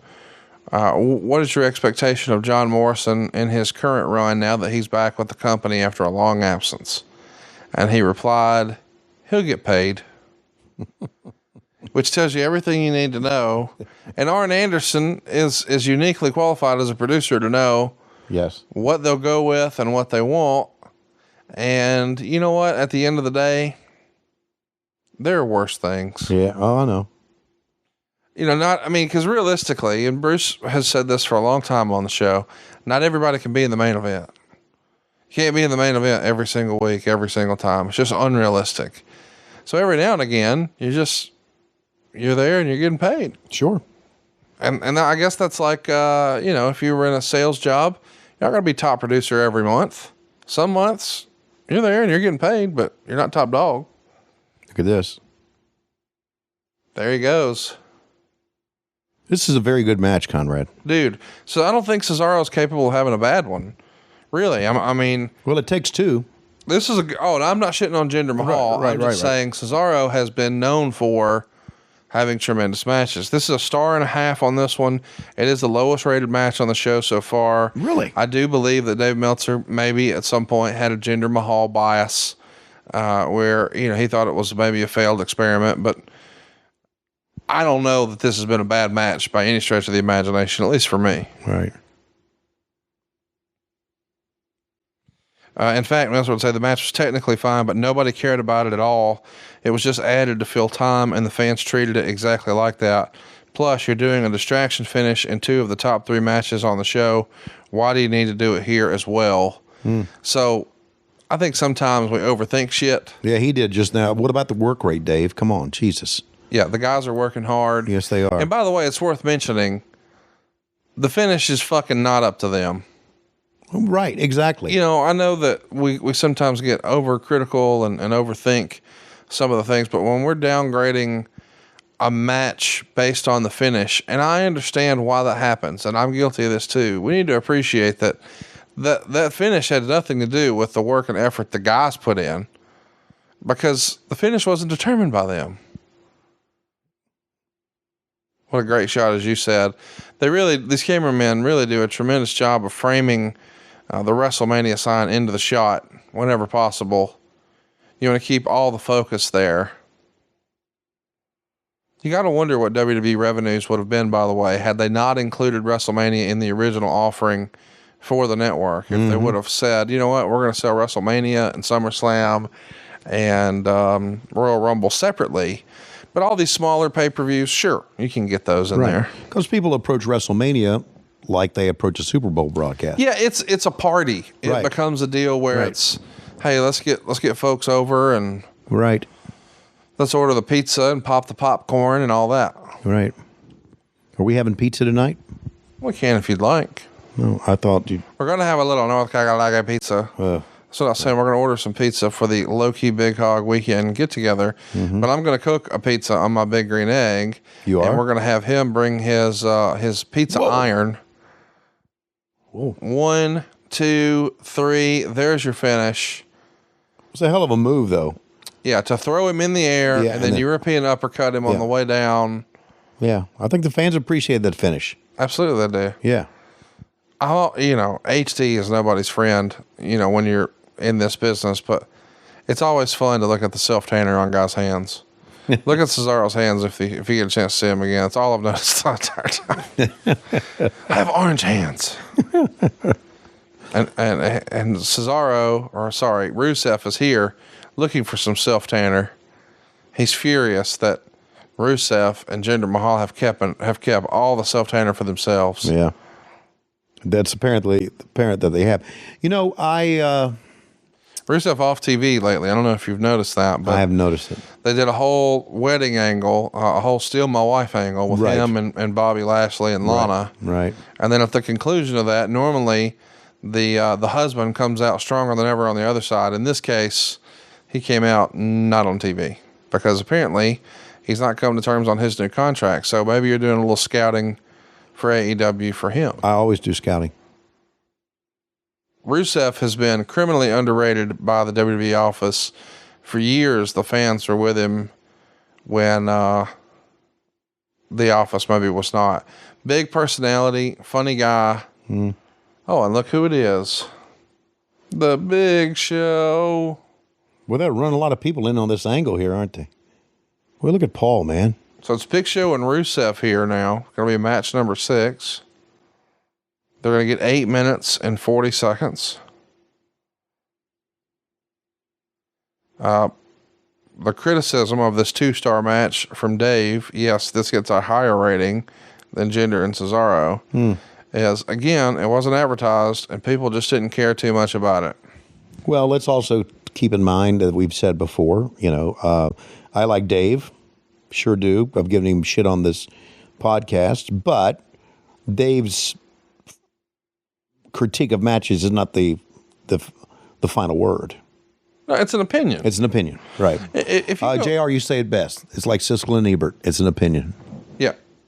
And by the way, they're both dead. By the way, Siskel and Ebert. They would give over the years, thumbs down, 2 thumbs down to movies that made a shit pile of money. Exactly, and movies that were good. Well, good is subjective. What's not subjective is how much fucking money did it bring in? Right. So my thing is, if people say, "Oh, the wrestling show sucked," well, how many pay-per-views did it sell? How many tickets did it sell? How much revenue did it create? Your opinion may be that it sucked, but that's an opinion. It's not an opinion how much money something made. And like most, and I'm saying that because I think a lot of people would say, "Oh, the greatest wrestler ever is insert wrestler here." But when it comes to box office, the people who drew the most fans to wrestling were not always the best wrestlers. Hulk Hogan comes to mind. Sure. Hulk Hogan is arguably one of the, if not the most famous wrestler ever. And he didn't necessarily have the best match. The same thing can be said about The Rock, who was a great wrestler. But was he a Daniel Bryan level storyteller? Probably not. But he drew more money than Daniel Bryan, so that part's not debatable. What a business. I say that every time you and I sit down and watch some of these matches, and I say that every time I'm backstage at AEW. Just an incredible business. Well, what's great about it is it's performance art. Right. So you can do anything, with traditional sports. You're within the confines of reality of, are you faster than that guy? Can you jump higher than that guy? Can you throw a ball harder than that guy? Whatever. Right. With this, it's all just what story do we want to, what do we want to have happen? And it's, the only, man, Rusev's doing a great job with the selling here. Yes. I also, and this is, again, it's the company line, right? I get it because of where I work. But I think that in AEW, we have done a great job of letting guys use their talent and let them be creative, more into the creative process of how the matches go and how the matches should end up. Well, in other words, we don't have the writers, okay? Right. Well, the promos are the big piece. Right. I've never been in a creative meeting for AEW, but it's not like the guys are going out there and figuring out who's going over. They know the stories they're trying to tell. Sure. But it almost becomes like a Mad Lib where the guys get to fill in the blanks. Right. And that's when wrestling is at its best, where you let Rusev be Rusev and you let Big Show be Big Show. You don't have someone in the back telling Big Show how to be Big Show. Sure. And that's what's been great about AEW is everybody sort of gets to do their own thing because, and let's be clear, you and I both hate that no good piece of shit rap bastard MJF. However, in a traditional wrestling setting, MJF would not have been able to be positioned the way he's been positioned this far in AEW because he's so young in his career. Right. And he would have been reading someone else's words and someone else's words of what he wanted the MJF character to be. And by the way, Max in real life is a piece of shit. Right. And you should tell him that I said that when you see him. I love telling him that. But he is a great example of letting, and another one is Orange Cassidy. I don't know that Orange Cassidy's quote unquote gimmick would have made it on WWE TV without any interference. Right. And it's been able to be true to what made it successful. And that's often been the criticism of WWE, where they would pick up an independent talent who got over and had a lot of buzz for themselves. And then once they come to WWE, well, now we've got to change things to make it our version of that. And it loses some of the nuance that made it so successful in the first place. Yeah. And that's why the business has changed dramatically from when I used to do it back in the 90s. And I'm not so sure that Vince has changed with it as much as we have. So there you go. There's another company line. You're welcome. I can toe the line there, can I? You can. Thank you very much. By the way, we haven't spent much time talking about it, and I don't know why. Rusev, real life husband to Lana. Yeah. You haven't put Lana over nearly enough for my. I like her a lot. I think Lana's one of the most beautiful women in the history of wrestling. Do you really? Yeah. Well, you're partial to blondes. Not partial to blondes. They're God's favorite. Well, They're God's chosen children. I think we're saying the same thing. Right Sure. here. I'm not partial to them. The Lord is. He made them better. I didn't do it. I wasn't there for it. What? Wow. Okay. You gonna tell me there's anything better than a 6 foot, blonde haired, blue eyed? Come on. Oh, absolutely. Got one upstairs right now. What? Let me ask you. I just realized. Look at Big Show in the face. Have I missed this before? Mm-hmm. In the face, he looks like Dave Flair. Really? I spent last weekend the Revolution show. I wasn't in Chicago hanging out with you guys for that one. I was at a family event for her side of the family. We were in the outskirts of Charlotte, North Kakalaki. Mm-hmm. And didn't have any of their pizza, by the way. Yeah. But man, facially, Big Show and Dave Flair can be related. They might be. Well, if Flair ever, come to think of it, Flair did cruise through Big Show's hometown. That's right. Big dick, big kid. Alrighty. You think it skips a generation? What, the big dick, the size of the dick? Yeah. I don't know. Should we call Dave and find out? Hey, Dave, what's the size of your dick? Is that what we're going to say? No, I'm just going to ask, hey. It was apparently good enough for Stacy Keibler one time, wasn't it? Dude, that graphic a few weeks ago of Flair, I won 16 world titles. Charlotte, I was the first woman to headline WrestleMania. And Dave, I banged Stacy Keibler. Yeah. And half the comments were Advantage Dave. That's right. Exactly. What? Let me ask you. How's Big Show's health? Do you know? He's dropped all the LBs. I mean, he's lean and mean like he is here. Good. Because a guy that size, man, it's just. He would tell you that his life was forever changed when he got the bus. So he travels by bus now. Okay. So after the matches, the first thing he would do is go to the bus, take a shower, and then, as he likes to say, get flat. So if he can not have to be cramped into a rental car, not have to be cramped into a tiny airplane seat, and he can instead just chug along, relaxing in his bed, playing video games in his bus, his quality of life is through the roof. Yeah, I get that.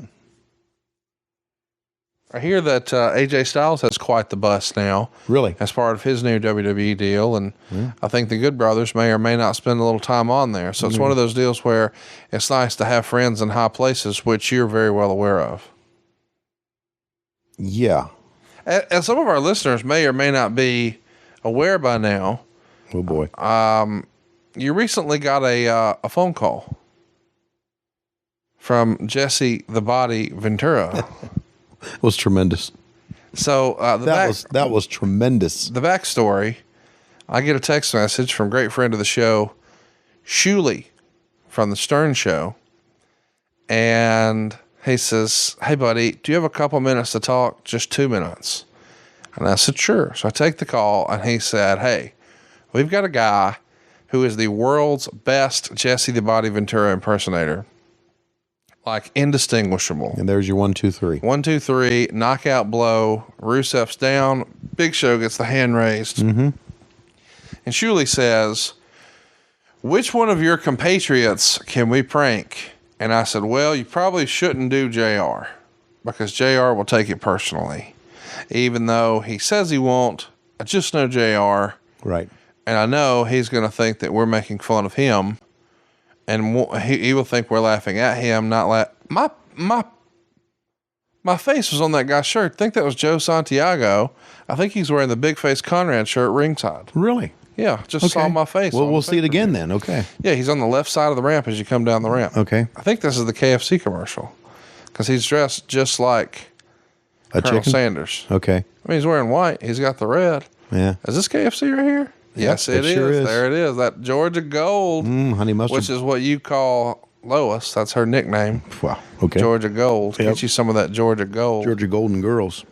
There you go. Okay. So anyway, Shuley says, "Who can we get?" And I said, "Maybe not Jim Ross." I said, "Hey, you could do Bruce, or you could do Tony, or you could do both." And he said, "Well, hypothetically, what would we say?" So I gave him some things just off the top of my head, and I said, "Now listen, I'm not a comedian. Just polish that up." And he's like, No. You are. You just don't know it because you do mortgages. Right. I'm going to use all that. Right. Can you send me their numbers? I'm sure. So apparently you were the first call, and it went so well they decided we don't need to do another one. That one was good. It was tremendous. And at the end, of course, when he texted me back telling me how great it was, I said, did you tell him? He's like, oh, yeah, we had to get consent. Right. So we had to smarten him up at the end. Right. And hopefully you've heard that on the Stern Show by now if you're listening. Oh, there's Charlie Caruso. Yeah, she's not blonde and she's gorgeous. No, she's pretty roll tide. And there he is, the corporate champion wearing a suit, Mr. Kevin Owens. Another great performer, buddy. Another great performer. So I just thought it was great. And if you haven't heard it, Jesse was, this fake Jesse said he was running for president and he wanted to know if I would back him up. And I said, absolutely. And the fact is that if Jesse the Body Ventura was running for president, I would support him as well. As a shoot. Just because you would hope if he won, you could get the rub? No, just because I hate politics. And it would be my vote. Do you know that Jesse Ventura is fucking crazy, though? Yeah. Okay, so you would... Do you know that a lot of people in Congress are fucking crazy? So let's just add another one? That's right. Okay. I didn't know that was your attitude. Now I know. Yeah. What do you think of the belts and the evolution of the belts? What do you think of this universal I don't like on it here? at all. I think there's too much leather and not enough plate. Very well said. I was going to say gold, but plate is right. I don't like it either. Yeah. I had a belt like this. I had the black version of this, and when Cassio got into wrestling, I gave it to him. When I got back into wrestling, I popped that off for him for a birthday or Christmas or something like that.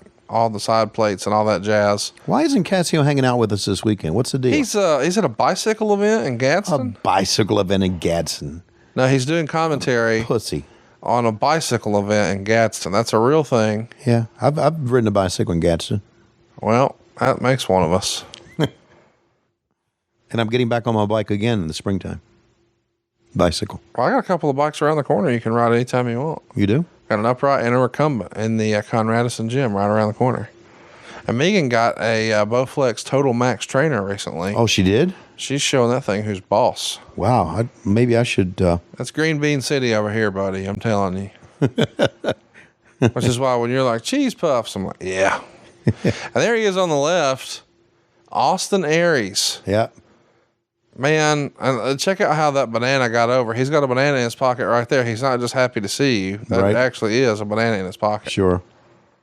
I think... does Austin live in the Atlanta area? No, he lives in Las Vegas. Okay, I see Austin. He has been hanging out more recently in the Atlanta area, spending a lot of time with Diamond Dallas Page. Right, exactly. That's why I asked that, because he and I were talking. I saw him at DDPY the other day, and I'm thinking, man, he must live around here. Well, he's been spending some time with DDP because, DDP has revitalized himself, and one of the things he's doing now is he's trying to perfect DDPY Jacked, I believe. So it's a series of bands.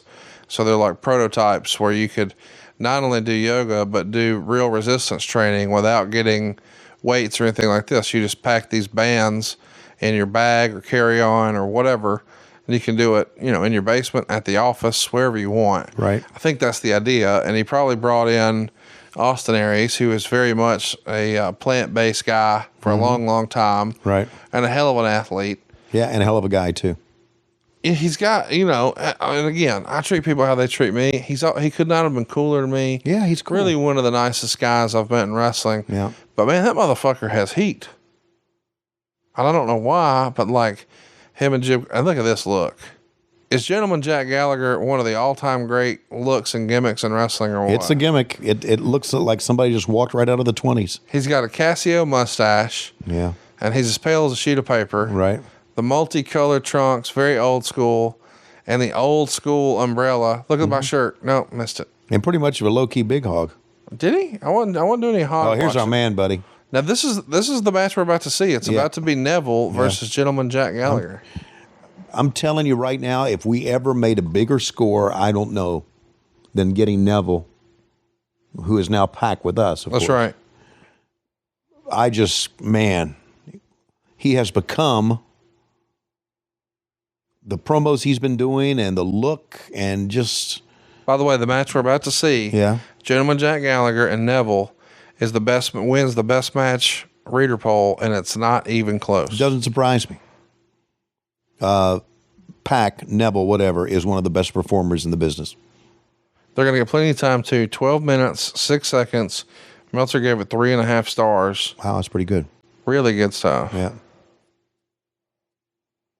And this is a 205 title, right? Or something like that? The Cruiserweight This is for the champion? Cruiserweight Championship. That's on 205. And they're trying to do everything they can to make this look and feel differently. So notice they've got a different ring canvas. Mm-hmm. Once upon a time, they would change the color of the ropes, the side skirts, just everything. They wanted this to look like a different show because they're trying to brand 205 Live. Of course, see the ropes are different. Yeah. I mean, kudos to the commitment for WWE to try to make this look and feel different. Sure. Special. Unique.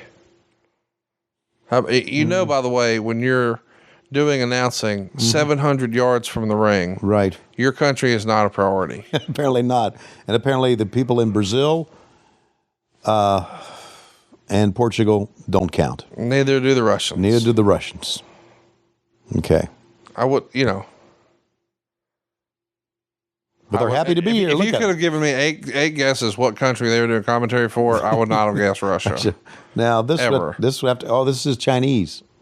Ming is on the left. Ming is on the left. I think I could take that Ming. Ming and Ding is on the right. I'm It's telling Ming you, and Ding. if the real Ming, I ain't fucking with. That Okay. Ming, I think I could take.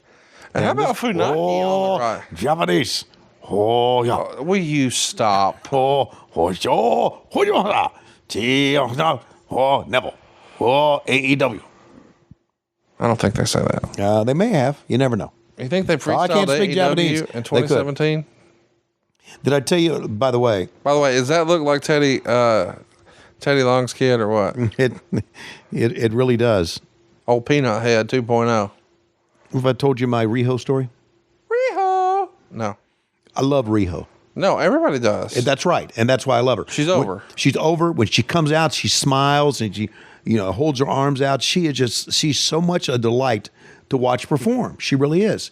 So I got on Google Translate. Oh, really? Yeah, and I typed in, "You are a tremendous wrestler," and I learned how to say that in Japanese and went up to her and said it, and she was so thankful that I took my time to say that. Well, that was very nice of you. That was, and I meant it. I mean, God, I'll just love her. If you would learn how to speak dog hair and could say that to Lois, I think you guys may have a real shot. Speak dog hair. Yeah, it goes like this. No, it goes. Nancy Pelosi. Fake news. Facebook. Wine. Liquor. Peach. Alcohol. We got it down.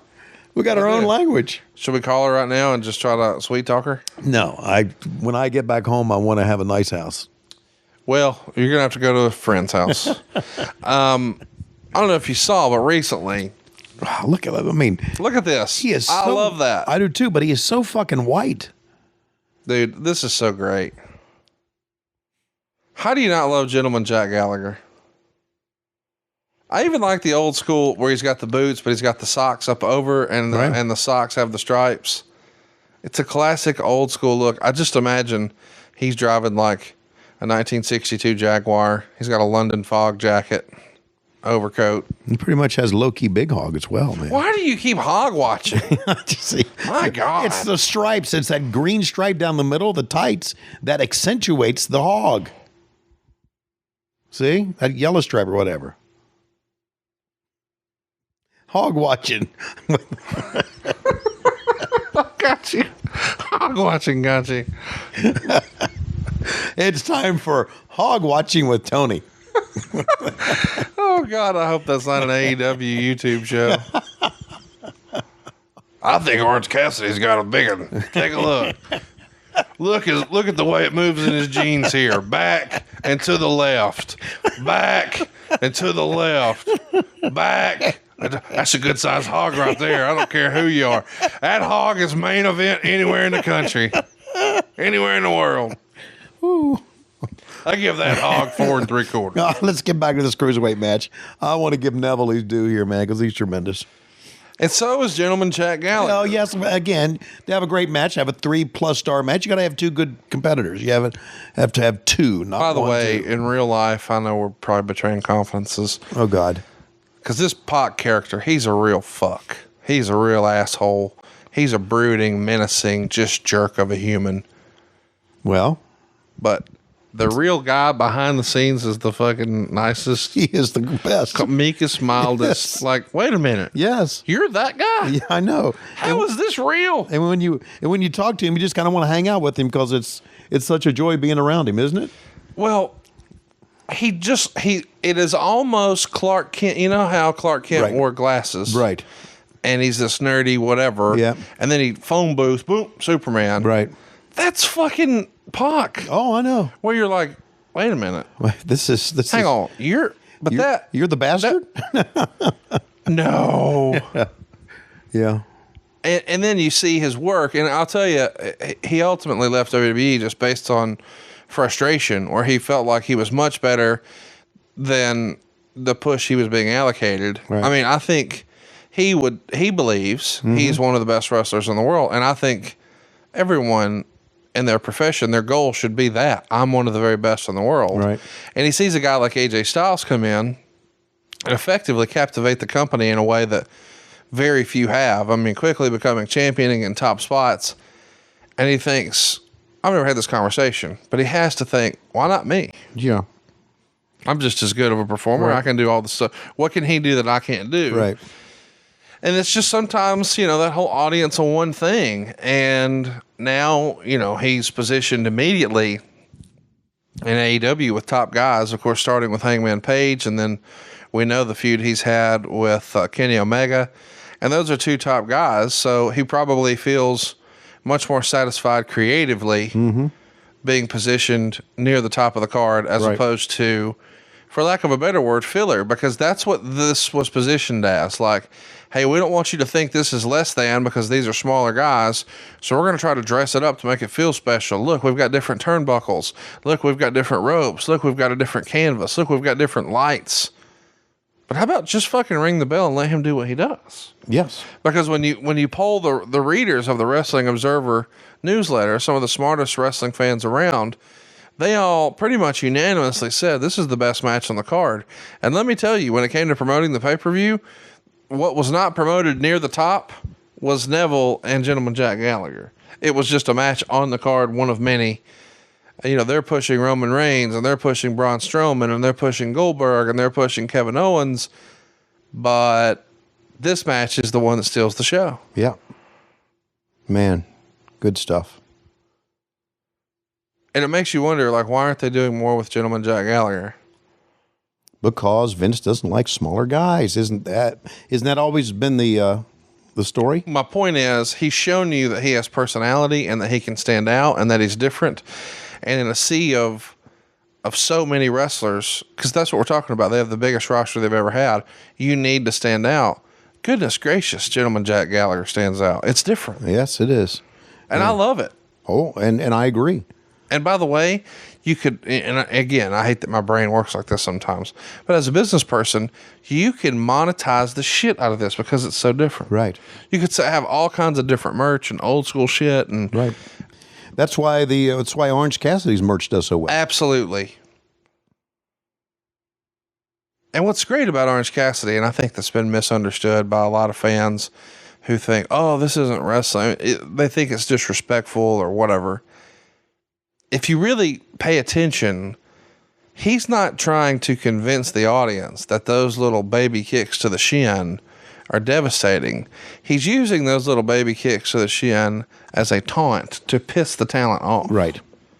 And so it's no different than if he was poking them in the chest, to make an old school analogy, because back Right. in the 70s or 80s, That's what they used if you to wanted do. to annoy, they would just poke them in the chest, like, what are you going to do about it? Right. Well, that's Orange Cassidy's way of doing that. And then when they get good and pissed off and they slap the piss out of him, okay, now we're wrestling. Right. And because the thing is, like, years before he was this persona, man, he could go. Yes. And he showed everybody he could. That's right. And he still can, by the way. That's I'm right. just saying he had to find a way to stand out. Right. And make himself different.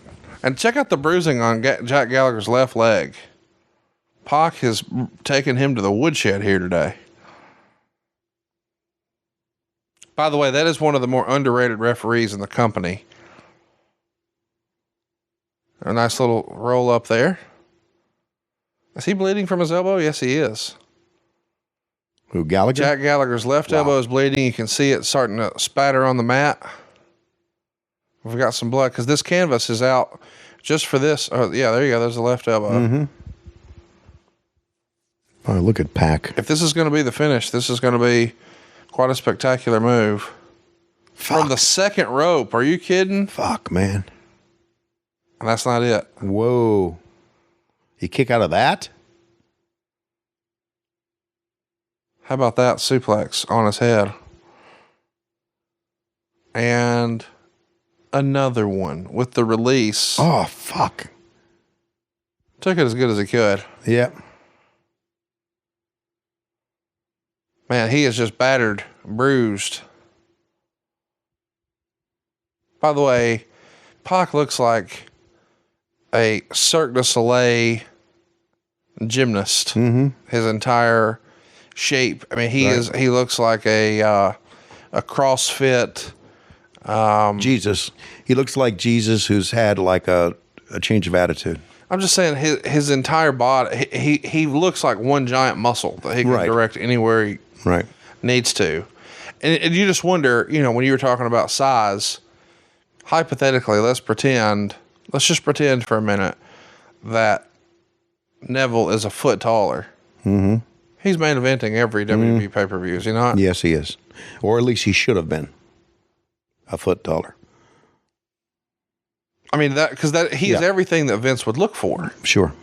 But because he's a little less tall, he's not. It's just ridiculous.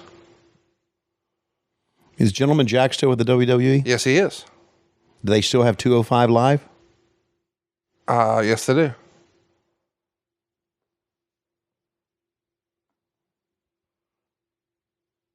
I love good crowd reaction shots, and I think we do a great job with it on Dynamite, and that was a great job there.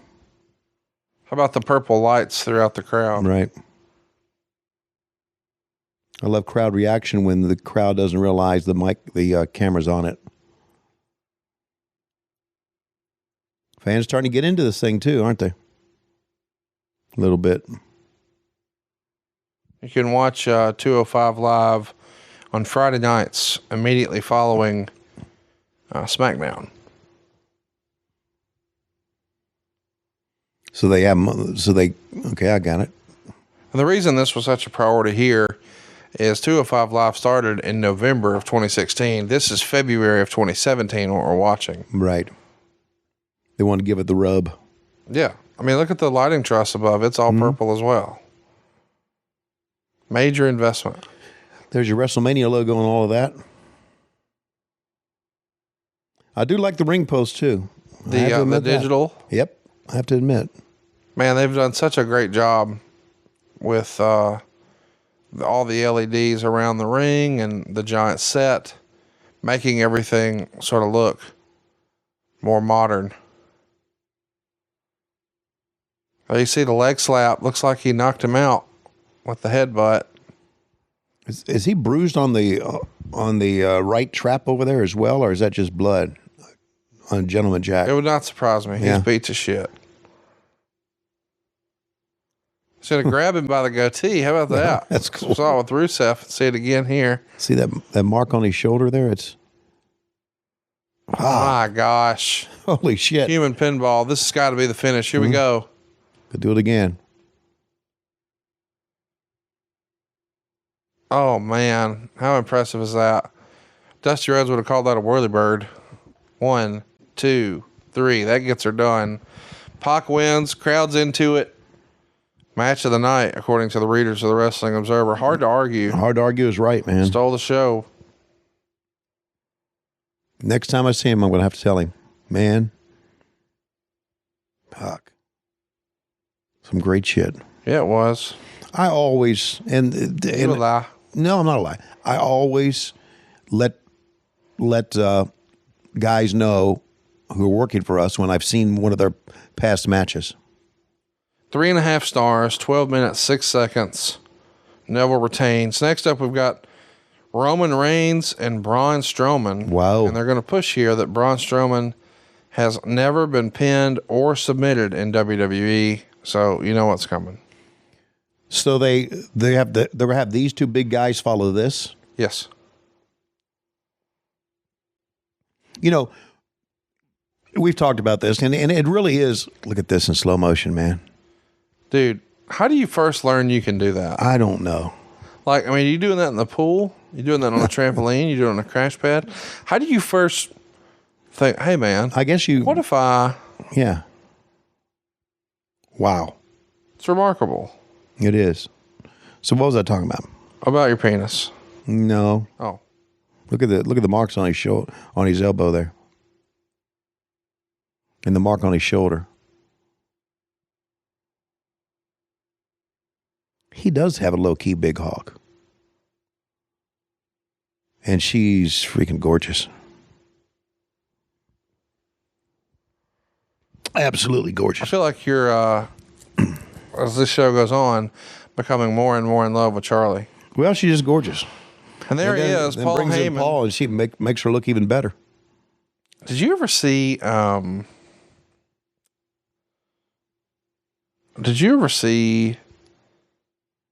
See? The Last Dragon? No. It's a 1985 Wait a minute. Is that a Bruce Lee movie? martial arts comedy film, Okay. and I absolutely love it. Do you know what the new one is coming out? What? I have to look it up on my phone, but I saw the trailer for it the other day, and it made me laugh out loud. Anyway, what I was going to say is Okay. this guy plays Eddie Arcadian. Okay. His name is Christopher Murney. That's the actor who played Eddie Arcadian. Okay. And for whatever reason, every time I see Paul Heyman, I think of the Eddie Arcadian character. With the hair on each side? I mean, tell me that doesn't kind of look like it. Yeah, it does. He's 76 years old now. Paul is? So- Man, that's old. No, Christopher Murney. Okay. So if Christopher Murney were available and not 76, he could play, Right. because this Eddie Arcadian character from The Last Dragon, it's basically Paul Heyman's television character. This movie is apparently in theaters. I don't know if it made it, but it's called Enter the Fat Dragon. Okay. Okay, and it's with subtitles, and they have this fat guy looks like a goof, Yep. but he, as you watch the trailer, you realize that motherfucker can fight.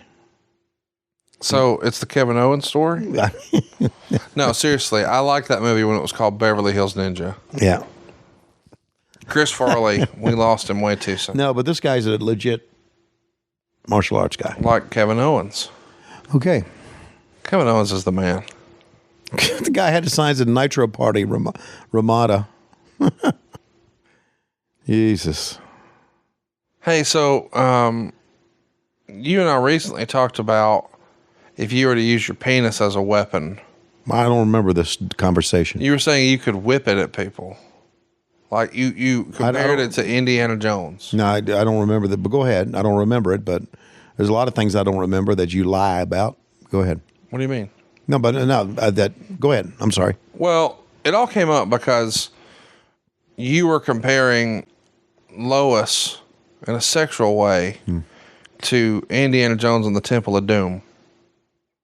Because, you know, what's gone on in there since you were last there, since we've talked about it had been so long. You know, you had a treasure map and candlelight and like a lantern. Yeah. And You know we have a shirt on lowestrules.com called You a Lie? really? Yeah. Now, what do you think about Kofi Kingston, WrestleMania main eventer, driving a ice cream bicycle with an umbrella Yeah. down to the ring? Your thoughts? I thought this is, when I first saw New Day, I'm thinking, boy, there's some silly shit going on here. There is a Conrad Thompson shirt there. I see it now. How about that? Yeah. I didn't know that was here. There, you see it?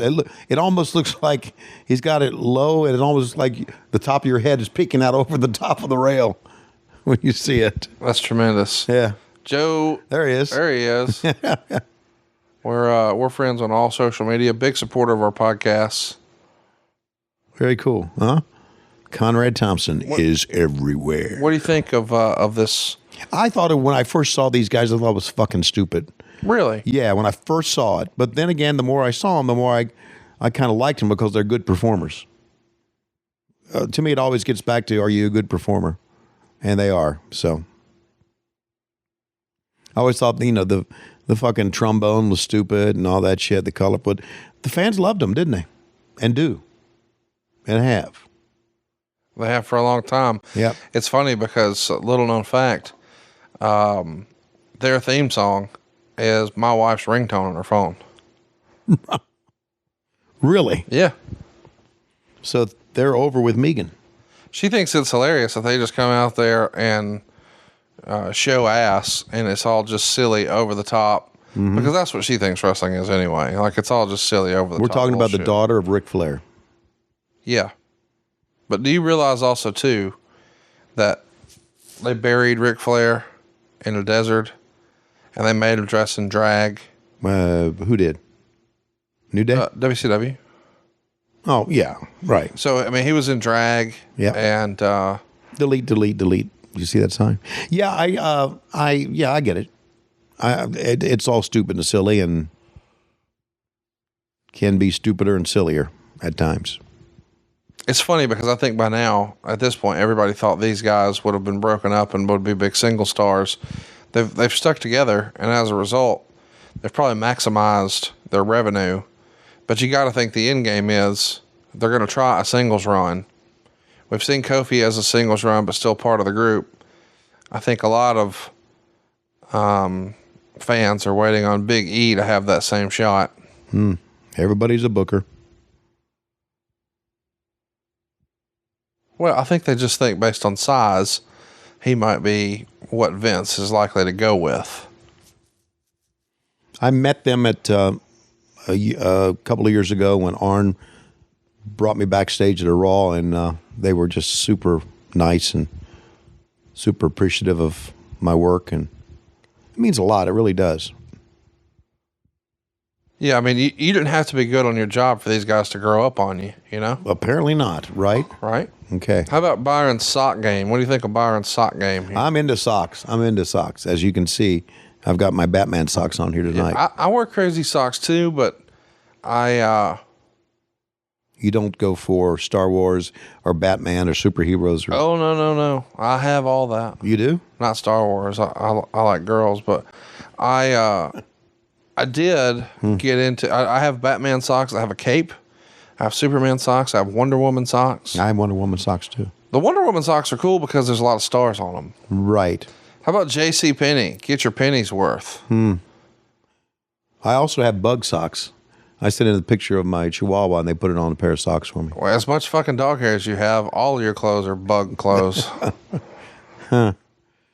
So I'd like to, before this match gets started, I'd like to know exactly what Dave Meltzer and his followers think of this one, because it has to be pretty difficult to follow what we've just seen. Are you ready for this? Yes. Dave Meltzer gave it, and this is real, Okay. the highest rating on the show. 4 stars. Wow. This was the second best match, according to the readers of the Wrestling Observer, which I think most people would be shocked with, because Braun Strowman, a guy that big, you think, well, this is not going to be a high-quality match. Right. And that is not the case. And, of course, Roman Reigns, not exactly the internet darling, but they apparently tell a great story, and fans are for it. Fans are with it. Roman Reigns gets a bad rap. Oh, I agree. He is athletic. He's sort of the modern-day John Cena, and that I think a lot of fans don't like him just because the company's decided to go with him. Yeah, because he was their fan favorite with the Shield until the company went with him, and then it's one of those Give us what we want. Okay, well, now we don't want it. Well, don't you think once he went singles, they gave him a lot of really silly shit to do? Well, they have made some missteps there. Having him do a promo where he said the phrase suffering succotash being one of them. Right. Have you used the phrase suffering succotash? I have not. I'm going to try to use it later. Okay. See if I can't work it in. Okay. During our fellowship. So, what do you think of the new TV here in the home theater? I think it's wonderful. It's a big time 4K model, and it's 4 inches smaller than the last one. Then why'd you get it? Well, it's a better picture quality. You know, what'd you do with the last one? It's now in the studio upstairs. Okay. So I'm overhauling the studio up there. I had to ultimately make the decision. Time to upgrade the old PC. So every podcast you and I have recorded so far has been recorded on that same computer. I don't know that I told you this, but I'm making a television studio in the back of my office at work. So I'll have a recording booth off of the television studio, and the computer that we have recorded all of our podcasts on will be repurposed there, wiped clean, rebooted, restarted, and we'll have a solution there if you and I ever want to record a podcast at the office. But I got the new computer coming, and I've got the big TV that was in the theater that will now be behind me in the studio. So if we ever needed to do a video piece, I've got a giant second monitor behind me. So that should be pretty cool. Kind of a tell of a long story here, aren't they? I mean, it's almost as if, and of course we're not listening to it, so we're not getting the full effect of the story. But it's almost as if you're saying, okay, get to it already. Well, the concept is we're trying to see, can he get to WrestleMania? I love that spot where they threw him into the turnbuckle and the force made the turnbuckle come loose. Really a nice story, because there's only so many ways you can show the power of the giant. And they had done that so many times with Big Show where he would suplex or chokeslam someone and it would collapse the ring. They thought, well, that's kind of been done to death. Let's do it with a turnbuckle. And I'd never seen it before, so I really dug it. No, and I dig this scene too, but I'm talking about the length of this entire package. No, So it's long. sizable. Here's the other thing too, though. They've shown that bump before. Your main event is not a long match. So they've got to make up for some time in some other places. I've always loved the comically big font on the old WWE contracts too. So whenever there's a contract signing, they make sure it's like a size 72 font, and it'll have the show logo, and then in real big words it says their names. I mean, giant fonts. And here he comes with a slightly different look. Same looking gear, but trimmed out with white on his wrists and his chest plate and his boots. Chicks love that motherfucker. He's got a good look, man. Can't deny that. Of course, he's happily married, but can you imagine how busy his dance card would be if he did not? Ooh. There's Conrad. Yep. Yeah, he's got a hell of a look, man. Shout out to Joe for rocking my shirt. And glad to see, again, this is way after the fact, but glad to see that he beat leukemia. I know he had a great college football career at Georgia Tech. Rambling wreck from Georgia Tech. You probably hated him already just because he didn't go to Georgia. I've never hated anybody from Georgia Tech. You just hate Auburn. Yes. And Florida. Right. And Tennessee. No, just Auburn and Florida. And Alabama. No. You hate me? You tell me all the time. Well, yeah, but not your football team. Why do you hate me? We've never really dug into that. Maybe it's because at times, and by the way, this shirt's available at lowestrules.com, you a lie. But hang on now. My lies, good and bad, have benefited you more than most. I don't hate you. I'm sitting in your house right now. Yeah, but you're kind of hate sitting. I'm going to eat your food. I'm going to drink your liquor. Go drink your liquor. I'm going to eat your food. I'm going to sleep in your bed. I'm going to shit in your toilet. Oh, by the way. I'm going to use your bidet. I got a bidet installed at the office. Oh, God. So since I was redoing the studio in the back, right, I'm like, you know what? I'm going to have people over. Let's make this nicer. So we remodeled the bathroom. And, of course, one of the things was, hey, if you don't mind, throw me your plug behind the toilet there. I threw the old Toto washlet in there, and now as you make your approach, It lifts the seat for you. Oh, my God. Warms the seat for you. Oh, my God. Gets that heater going, so when it's about to shoot that water up your bunghole, it's my God. warm. You got can people that- pulsate it. You can oscillate it. It even runs the dryer. Sprays a little aromatic out there to make it smell a little better. And when you stand up, it just goes ahead and flushes for you. You got people probably taking 4 shits a day. Well, here's what I've done. You know, being the entrepreneur that I am, I've decided to get into the shitrepreneur business. And so I've ran the numbers. I paid $884 for this washlet. And then I had to pay tax on that. And then I had to pay a guy $100 to install it. So you figure, all told, I'm just over a G into this deal. So if there are 3 shits taken a day at the office, and I charge $1 per shit, $1 a shit, $1 a holler, if you will, then I will break even by like next April. So next May, I'm in the money. I'm out of the brown and I'm into the green. And that's what I'm looking forward to. So if you'd like to use it, feel free to stop by First Family Mortgage anytime. Tell Philip up front, you got $1, and he'll show you where to go, and we'll change your little doo-doo life. I think it's great that someone has a plan for shit and someone has just an ambition for shit. Well, I'm a shitrepreneur, you say. Yeah. I'm gonna follow in the footsteps of our own doodoo-trucking.com, Jeff Jewett. There's money in that shit. Because everybody has to. Everybody shits sometime. We should make an adult version of Everybody Poops. One of the greatest books ever written. We should make our version. Everybody shits. Oh, that's what it. Everybody shits on wrestling by Tony Schiavone. I like it. By the way, little betraying some confidences here, but he won't matter. He don't care. Bruce is working on his book again. Really? Yep. So he's never had a book? No, he worked on his book for years and years and years when he was out of wrestling. And then when we got busy with the podcast, he didn't have as much time to work on it anymore. And he doesn't really have time to work on it now, but because he's returned to WWE, he's got some outside interest. So he's got a little help now, whereas before he was doing it all by himself. Right. I get that. I think there is a good chance that we will see a Bruce Pritchard book in the next year or so. Very good.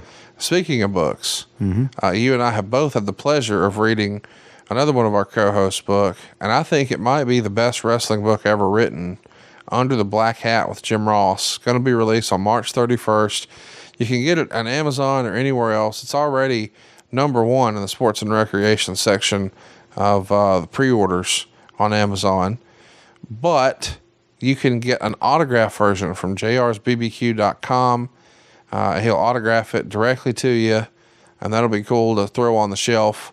And then if you're like me, you probably enjoy doing a little e-reading. You'll be able to do that as well when the book is released. So look for it around WrestleMania. March 31st is when I think it's going to be released wide. You and I both got advanced copies.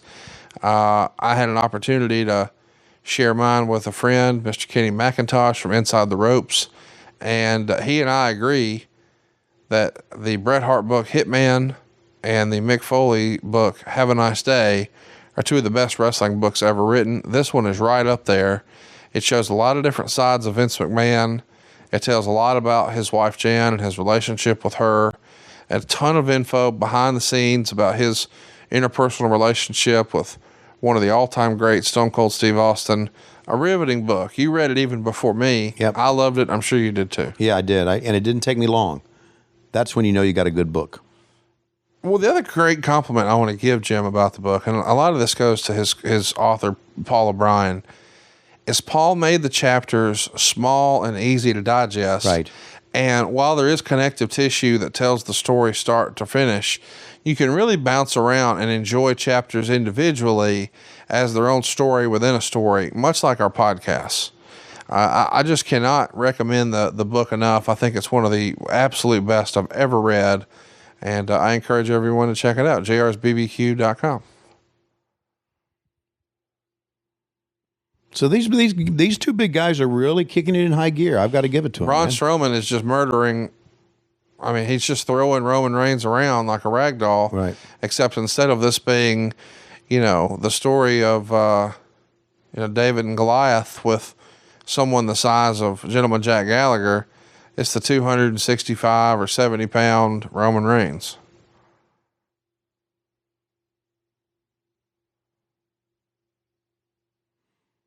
You believe I was 270 at one time?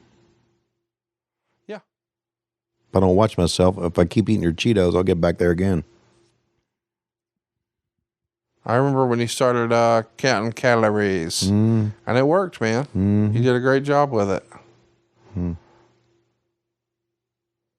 Man, he's just throwing him around, is he not? Wow. Look at this. That's a hell of a bill. I mean, listen, Roman can help him so much, but when his feet go ass over tea kettle that high, that's because you had a man with a lot of beef behind him throwing you there. Up he goes. Not so much. See, I like that. I like trying to fight your way out of moves. We don't see enough of that. I agree. Don't just go with it. Yeah. Discovered at a strongman competition. I don't know if you know that story. Braun Strowman was? By Mark Henry.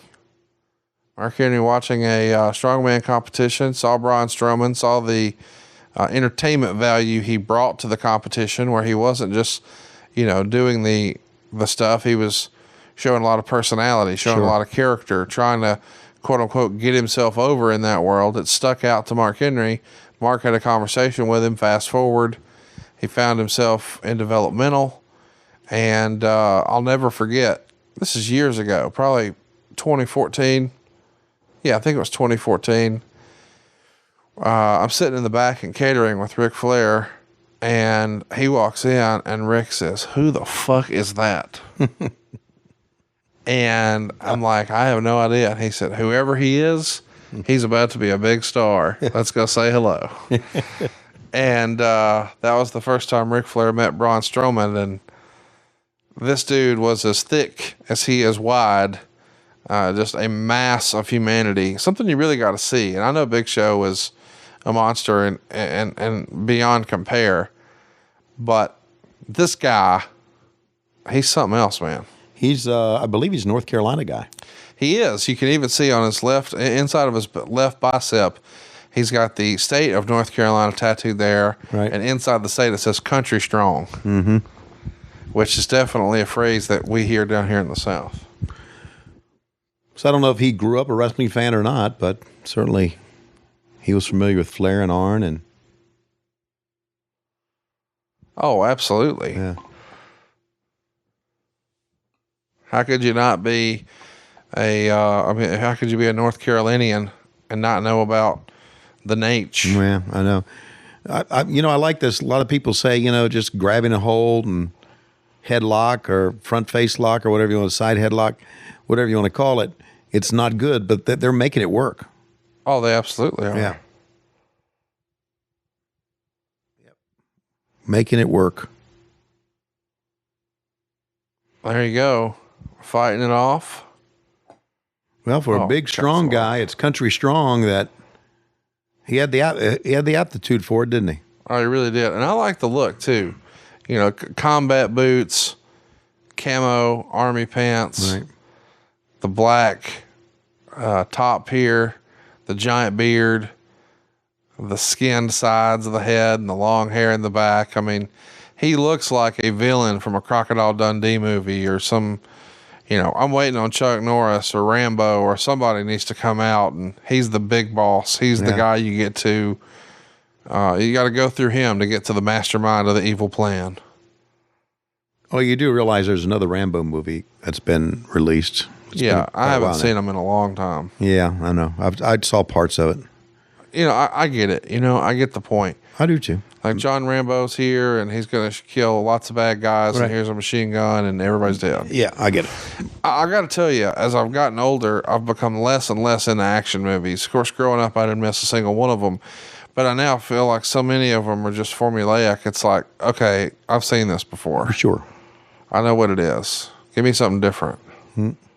Have you seen the movie, or not movie, the show? It's on Amazon Prime, Hunters. No.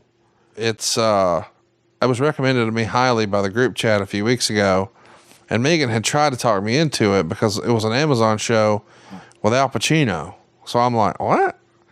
Well, I guess for whatever reason, I didn't pull the trigger when she recommended it. But when everybody in the group chat started mentioning, you got to see this, I thought, okay, I'll check it out. And I turned on the first episode, and within 5 minutes, I was like, holy shit, what's happening?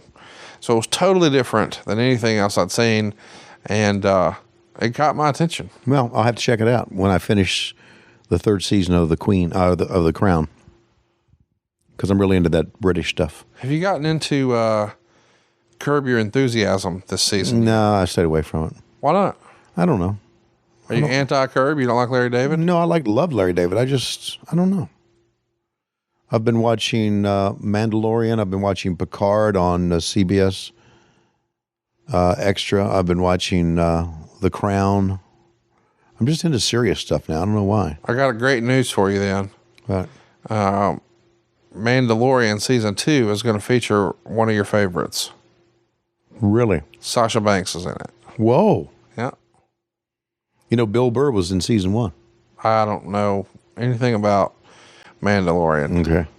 But I'm really glad that Sasha has one, because those cars are going to be worth a lot of money one day.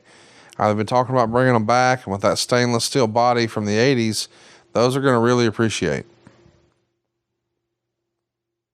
Okay.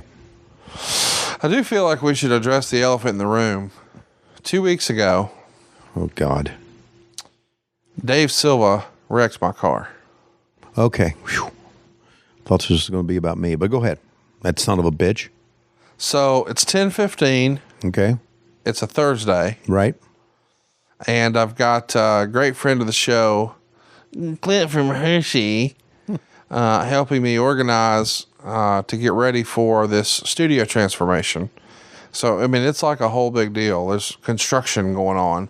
So as a result, things have to move from one part of the building to the other, and I don't want them to just go. We need to inventory and things like that. So Clint, in a previous life, did inventory management at a high level. So I said, hey, can you help me get organized up here and figure out, how to do this? So he's up there working through the logistics. And at 10:15, he pokes his head in my office and says, hey, are you hungry? Which is a natural assumption, being a fat ass. Yeah. And I'm like, no. Superman punch. Hold on. I got to watch this. Well, maybe I don't.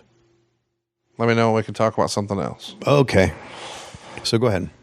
This is the longest match on the card. All right. So anyway. we got a while. All right. Anyway, so you want something to eat? 10:15. Yep. And I said, no, I ate breakfast and nobody's even serving lunch. Can't help you. And he's like, well, I want a Chick-fil-A for breakfast. And I'm like, well, you better fucking hurry, because they quit serving in 16 minutes. And Silva had been dropped off at work that day. I don't know if he had a car in the shop or whatever. And his wife dropped him off at the office. And so I said, hey, Silva, do you want Chick-fil-A? And he said, oh, yeah. You know how he is. Right. So I throw him the keys to my SUV and say, here you go. Here's my keys. And Silva jumps up. They jump in the truck, go get the Chick-fil-A, come back. Around that same time, I get a visitor, finish that meeting. I had another appointment right after that. And then a box gets delivered, and it's where I'd picked up the greatest WWE World title ever known. Mm-hmm. That causes a big commotion. Everybody's all excited and happy. And then when it's just me and him, just me and Silva, about 3 hours after breakfast, it's probably 1:30, he says, hey, I owe you an apology. And I'm like, Is huh? that? And he says, Wow. I might have maybe accidentally scratched a wheel. And I'm sorry. And I said, wait, on my car? And he said, yes. Okay. Already that's a problem, because I know the wheels. Oh, shit. How about that kick by Roman Reigns?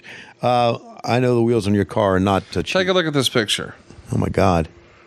Now, I want you to notice the curb starts here. All right. And goes all the way to here. Yeah, so he might have. Might have. That's the whole goddamn wheel, Tony. So I can't help it. And I posted to Twitter Yeah. and asked, the opinions of the internet about this. Yeah. And it goes viral. More than 300,000 impressions on this picture. And one of the great comments asked, which curb did he hit? And I responded, all of them. Because here's the trouble with this. And this has been dubbed the great wheel scrape of 2020 by our t-shirt friend, Ryan. Mm-hmm. If you hit the curb, and here's the deal, people curb wheels, it happens. Sure It's it a does. thing. Yeah. You fucking stop. Sure you do. You back up. Right. You reassess. Uh-huh. He powered through. You pull away from the curb. He kept going. Yeah. Further.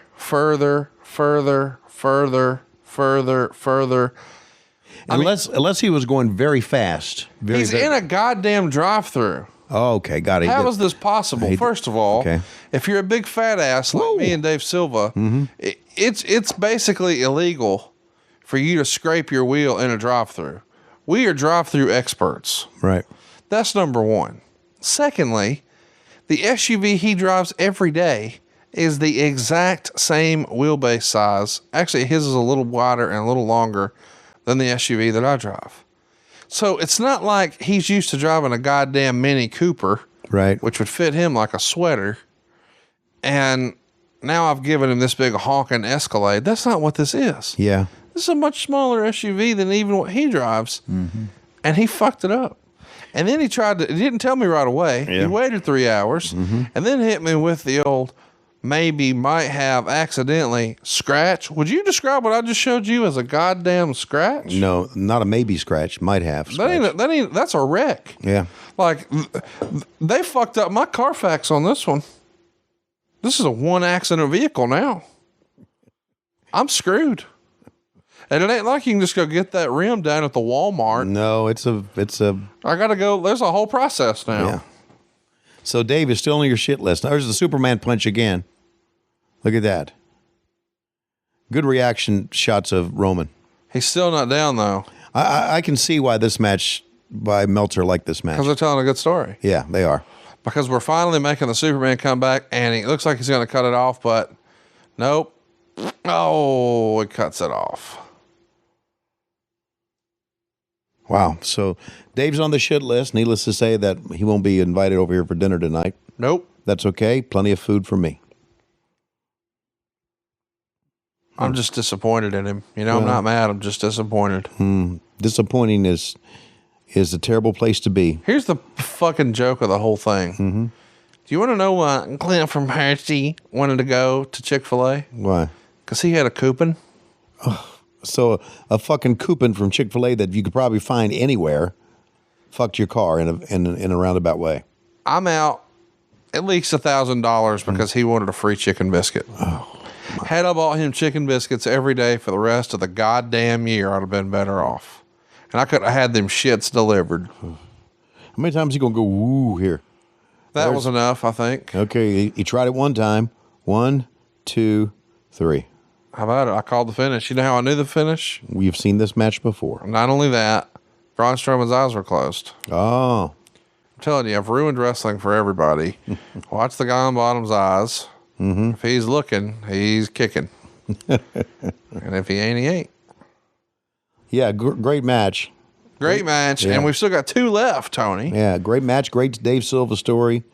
You know, I sent a text to Dave because you and Dave and I are supposedly getting together to talk about. He was supposed to be here this evening at 7:30, and I may still allow him to come. Okay. He probably wanted to be here beforehand because he's obsessed with you. You're his absolute favorite. I don't know if you know that or not. Yeah, I don't care. I need to tell you about that, by the way. He was recently on Cassio's Cut because Cassio's out of shit to talk about already. Right. And he said, when asked his favorite show to work on, he said Arn. Huh. And he said it was because he wanted to get to know Arn. What? And he was jealous that he had this great interpersonal relationship with Jim Ross because when Jim came to town, they went to lunch. And, of course, he has conversations with Eric, and he used to give back rubs and foot massages to Bruce Pritchard, and he considers you a friend, but he wishes that he could be friends with Arn. So his life's ambition right now is to be friends with Arn. Yeah. So I made sure to tell Arn all about this wheel scrape of 2020. Yeah. So Arn knows this is an untrustworthy bitch-made motherfucker. Those aren't my words. That was Arn's, the way Arn described him. Yeah, I could tell that when I let him know I was here and he didn't like run over, there was a problem going on here. Well, we're taping. He texted me and said, "What's the plan?" And I told him 7:30 because I figured by then you and I would be done taping. Okay. Because I mean, what's he going to do now? Go wreck the rest of my cars? And here's the worst part about this: there were some low key haters on Twitter who were like, they were like, well, good thing you've got 19 other cars. I don't. Yeah. Well, good thing it wasn't the Rolls Royce. Weird choice putting BMW wheels on a Rolls Royce. And yeah. Good thing BMW makes better cars than Rolls Royce. Yeah. Well, haha, joke's on you. BMW owns Rolls Royce. Same company makes both. Haha. Well, see, bad people and all bad people Are on Twitter. They don't know stuff like this. There's many bad people that are very uneducated. There's Jesus. Yeah, there's Pac. There's Cesaro. Yeah, and there's the greatest mysteries. Do you think Dave maybe was on his telephone No. when he scraped the wheel? No. Okay. I don't. Who would call him? Seriously, who would call him? Was Clint from Hershey and with him? Riding shotgun, watching the whole thing happen, waiting on his chicken biscuit. You gotta reevaluate those two. No, I'm telling you, I'm cutting all these people out of my life. You know, do we really need graphics for this show? I don't think so. I don't. We don't have to have them. You just type up something and if you want to be a graphic artist for CTE, just hit me up on Twitter. Make a graphic for this show and send it to me. And if it's better than whatever Dave Silva put up, you can have his job. It's fine. But we need to also let you know if you're applying for this job, driving will not be involved. Driving will never be involved. Right. In fact, I would prefer you never move to Huntsville because my life has forever been changed. Well, there you go. Whose For the fault worse. Is it? Whose fault is it now? It's not the chicken biscuit. It ain't my fault. Oh, yeah, you moved him here. I didn't make him come here. He wanted to be here. First of all, he lived on the Mexican border, and he worked in a newsroom where he was routinely getting videos sent to him of people getting their goddamn spleen removed while they were still alive. And now he just guts my BMW wheels instead. Oh, that was the other fun thing. Yeah. Some Twitter dumbass Yeah, there's a bunch of them. commented on the picture that I posted and said, "Is this your Mercedes?" And I'm like, "Yes, this is my Mercedes with a BMW wheel and caliper."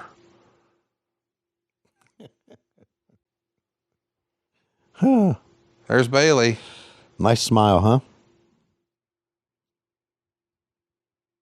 How about young Bailey meeting John Cena and Bret Hart? Yeah. It really is something else that she's worked this hard her whole life on being a professional wrestler, and it's finally happening. She's reading a letter she wrote 10 years prior to herself about what she wanted for herself, and now she made it all happen. It's a pretty remarkable story. Yeah, I like it. I like the story. It's also interesting that some of the people you think are the real good guys in wrestling, like who the good guys are on screen and the bad guys are on screen, it's not always the same in real life. No, I know. But mostly, I say mostly, everybody in wrestling is a pretty good guy and a good girl. Yeah. There's some shitheads, I know. Oh, right in the booby. But overall, you know something I wish wasn't a part of wrestling? Hair extensions. Really? I have an irrational hate of hair extensions. Really? Yeah. An irrational hate. I like Big Swole's hair extensions. Cool story, bro. Why was the Iron Sheik posing with the Hogan 86? Why did he not have the big green? I don't know. I can't answer that question. I mean, for years he carried around the WCW world title. Like, what the fuck? Hey, by the way, Dana Brooke is Cassio Kid's guilty pleasure. Really? Yeah, as much as you're into Jordan Grace, he's into Dana Brooke. We went to a house show here in Huntsville probably 5 years ago, and she was on it. And he went in the back and whacked off?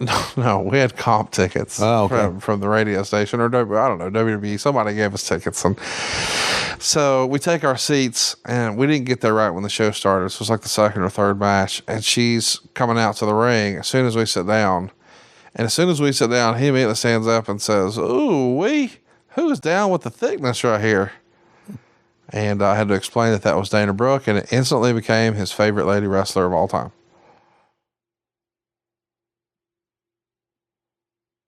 Another long story here. Yeah, part of the 4 horsewomen, Becky Lynch, Bayley, Sasha Banks, Charlotte Flair, man, their influence on wrestling in general cannot be overstated, I don't think. No. You know, before women's wrestling in WWE, and just in general, was sort of an afterthought. You know, it was a generation before, it was bra and panty matches. But right before they got there, it was 2-minute gagas. You know, they'd put 8 of them in the ring or 4 of them in the ring, and they'd have 2 minutes. And it wasn't until this group of ladies came up that they started to give them time. And that's not to say that they were much better performers than all the women who came before them. It was just this combination of women that convinced Vince, let's give them a shot. And it worked, because you see some clips there of Nikki Bella. Nikki Bella was a great performer that a lot of people slept on. But either way, this crop of talent gets the opportunity, and they're well-deserved to be in the spotlight. And here she comes. It was this crop of talent that enabled women to headline a WrestleMania, right? Absolutely. Yeah. And there she is, the most decorated women's wrestler of all time. And that's a really cool robe, and I think that might be one of the only robes, maybe the only robe that she ever sold. I think a private collector in Virginia wound up buying that one. Blows me away that it's Ashley. It really does, in many ways. Just shows you how old we all get. What's funny too is the perception of her versus real life. You know her a little bit these days. I know her actually well enough to hug her, have a conversation with her. The perception is that she is this cocky, arrogant, blah, blah, blah. In real life, she is the most genuine and insecure people pleaser. Yes, she's one of the most approachable people out there. Oh, gosh. Like, yeah.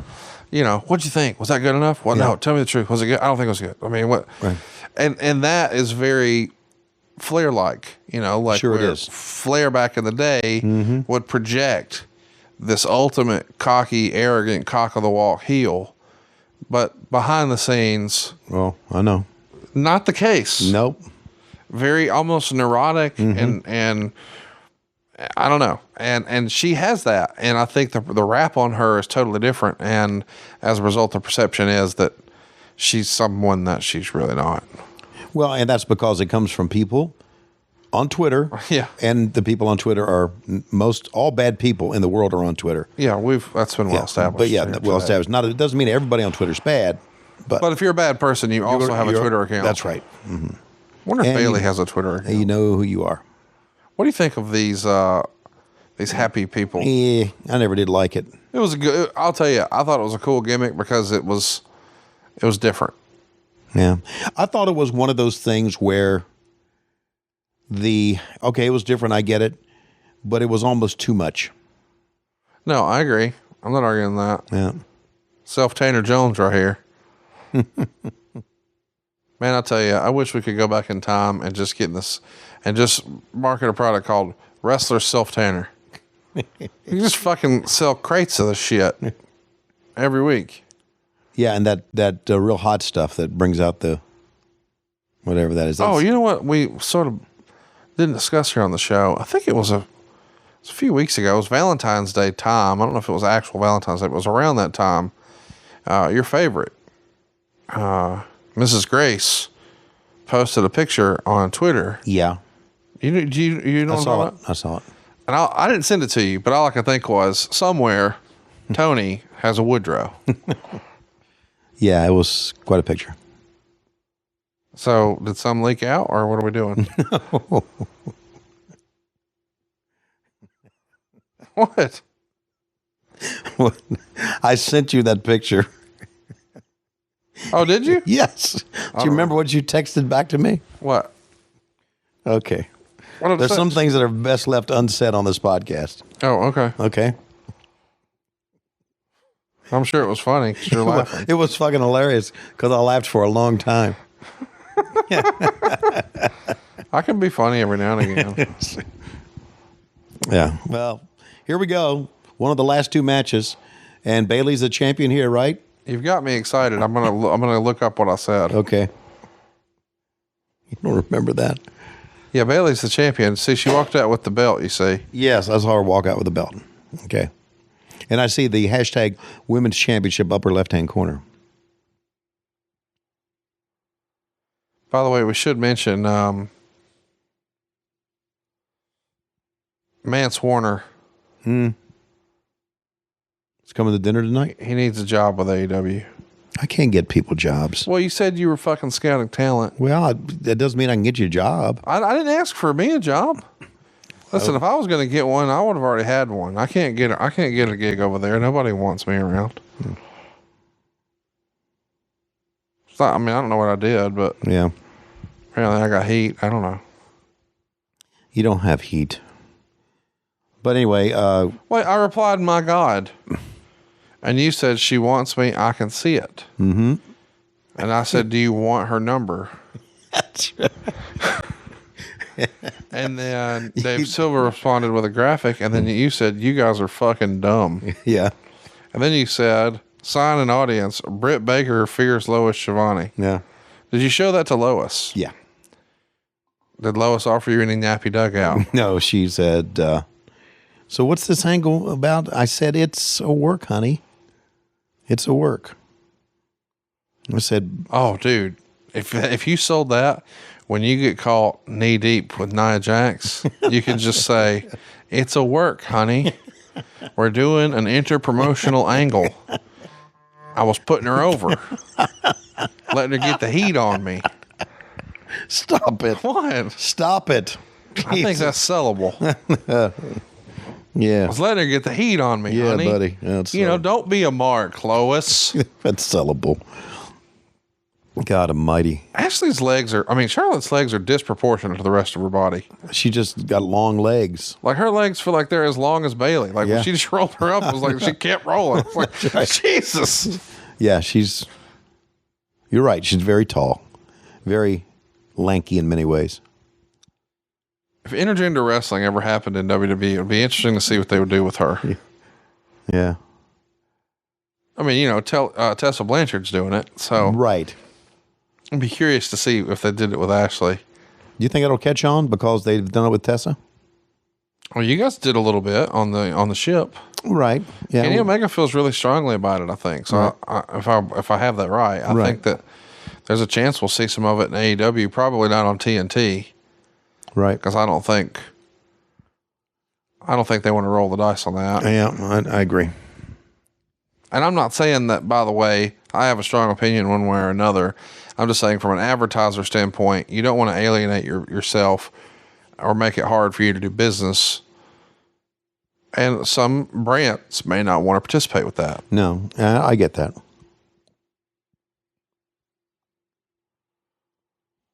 But the good news is that we're doing good stuff now, and TNT likes us. Got good people. We had a lot of the TNT people a couple of weeks backstage at Atlanta, and How did that go? It was great. Got to meet a lot of new people from TNT, and How many of them remembered you from back in the day? actually, like maybe just a handful. There's a lot of people who, well, they're familiar with me now because they watched the show, yeah. They watched, but I mean, they were kind of, I think some of the people started watching the old stuff now. But I really thought it was great that I didn't see anybody that I knew. I mean, one of the greatest things I think about pro wrestling is that there's not the name Brad Siegel around anymore. Well, Calling people out. Well, there you go. Our phones are blowing up over here. People are hearing what we're talking about, and they're fired up about it. They have strong opinions. I bet they do. Dave, keep texting saying, "What's for dinner?" No, he's not eating with us. He knows that. No. He knows he can't eat at my table no more. Really? He's done. Can Heather eat at your table? I love Heather. Yeah, why don't you? By the way, Dave's son is a television star waiting to happen. Really? Oh, my God. He's the most adorable kid ever. I don't think it's actually Dave's. Don't get me wrong. Cute daughter, great daughter. Yeah. Paige is tremendous. I'm just saying, Aaron, he was born with a heart condition. Right. And so he's a little undersized. Right. So he's like a little cartoon character. He's pocket size. Right. And he's just tremendous. Like he has such a great disposition, such a huge smile, just like his dad. Mm-hmm. And whenever his dad was allowed in my house, he would be over here just hanging out. Mm-hmm. And Aaron would just make the approach. He would come into the room, just give Dave a hug, and leave. And I would be like, wait a minute, what? Look at this move with Ashley here. I love this. I don't know why that tickles me, but it does. It's because no one else does it. A figure 4-like move on the head, flip it over, drive her head into the mat a few times. Good stuff. Yeah. Anyway, the kid would just do run-ins for hugs. That's like, what a great kid. I think I may adopt him like you did Bug. Yeah. I almost brought Bug. You should have. I mean, you could live here, Yeah, I know. I may end up one day. But downstairs, it would be fine. By the way, I don't know that we talked about this, but did you see the Jimmy Havoc vignette, Dexter style, on Road? I have not seen it yet. They aired a couple of weeks ago. Did it really? Yeah. It was pretty cool. It was on the road to Austin. Mm-hmm. And, I thought that was kind of cool. I don't know if you've been noticing this, but within the last week, there's a lot more of me on BTE. And why do you think that is? Because maybe they like me. I don't know. Maybe you're getting over. Maybe so. I've said it before. I love Cody. Just getting to know Kenny, but man, do I love the Bucks too. Matt and Nick are just, and I remember you and I on an earlier edition of this podcast, you telling me all about the Young Bucks, and you told me about the Meltzer driver, and you told me about how they got fame online, and how their T-shirt sales are incredible. And I'm thinking, who the fuck are these guys? Right. But then once you see them, you're like, I get it. Yeah, you get it. You have a light bulb moment with it. Right. And Matt Jackson is one of the great minds in wrestling, and I think Nick Jackson, if you could fast forward 5 years, I think Nick Jackson and Ray Phoenix are the two top guys in AEW. I mean, Matt Jackson is a wrestling genius. Yes, but Nick Jackson, there's something about, I don't know. He just does some crazy. I mean, he just crazy shit. I mean, he does just not just that stuff. I'm saying just the way he moves in the ring. Right. Obviously, much different body type. Yes. Like the way Barry Windham just happened to be in the right spot at the right time, and everything just made sense. And it looked almost effortless. Right. I feel like that watching Nick Jackson sometimes. Like, wait, that looks really hard to do. How did he do that? Fluid like as you said. Well, it's like it's a term that I used earlier in this podcast. They had the aptitude. Some kids do. Speaking of aptitude, Charlotte definitely has it here. Yep. I love when Charlotte gets to work as a heel and gets to work as like a bully, slapping the stomach of Bayley there, talking trash to her the whole time. Mm-hmm. That talking trash is good because you can call spots. No one knows what you're talking about. Absolutely. Well, actually, whether she knows it or not, it has resting bitch face. She just looks like she's mean or mad all the time until you start talking to her, and then she just starts giggling. But before that happens, she just looks like, she's not approachable. She's angry. And so when she's bullying people, look at this. Yeah. I love that. I saw her do that at a house show in MSG against Natalia. Yeah. And I could not praise that spot enough. Just step on her as you go over. That's awesome.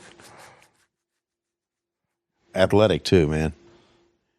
I like I like the term resting bitch face. Yeah, well, It's pretty cool. it's a thing. You never heard Apparently, it before? no. Yeah, resting bitch face.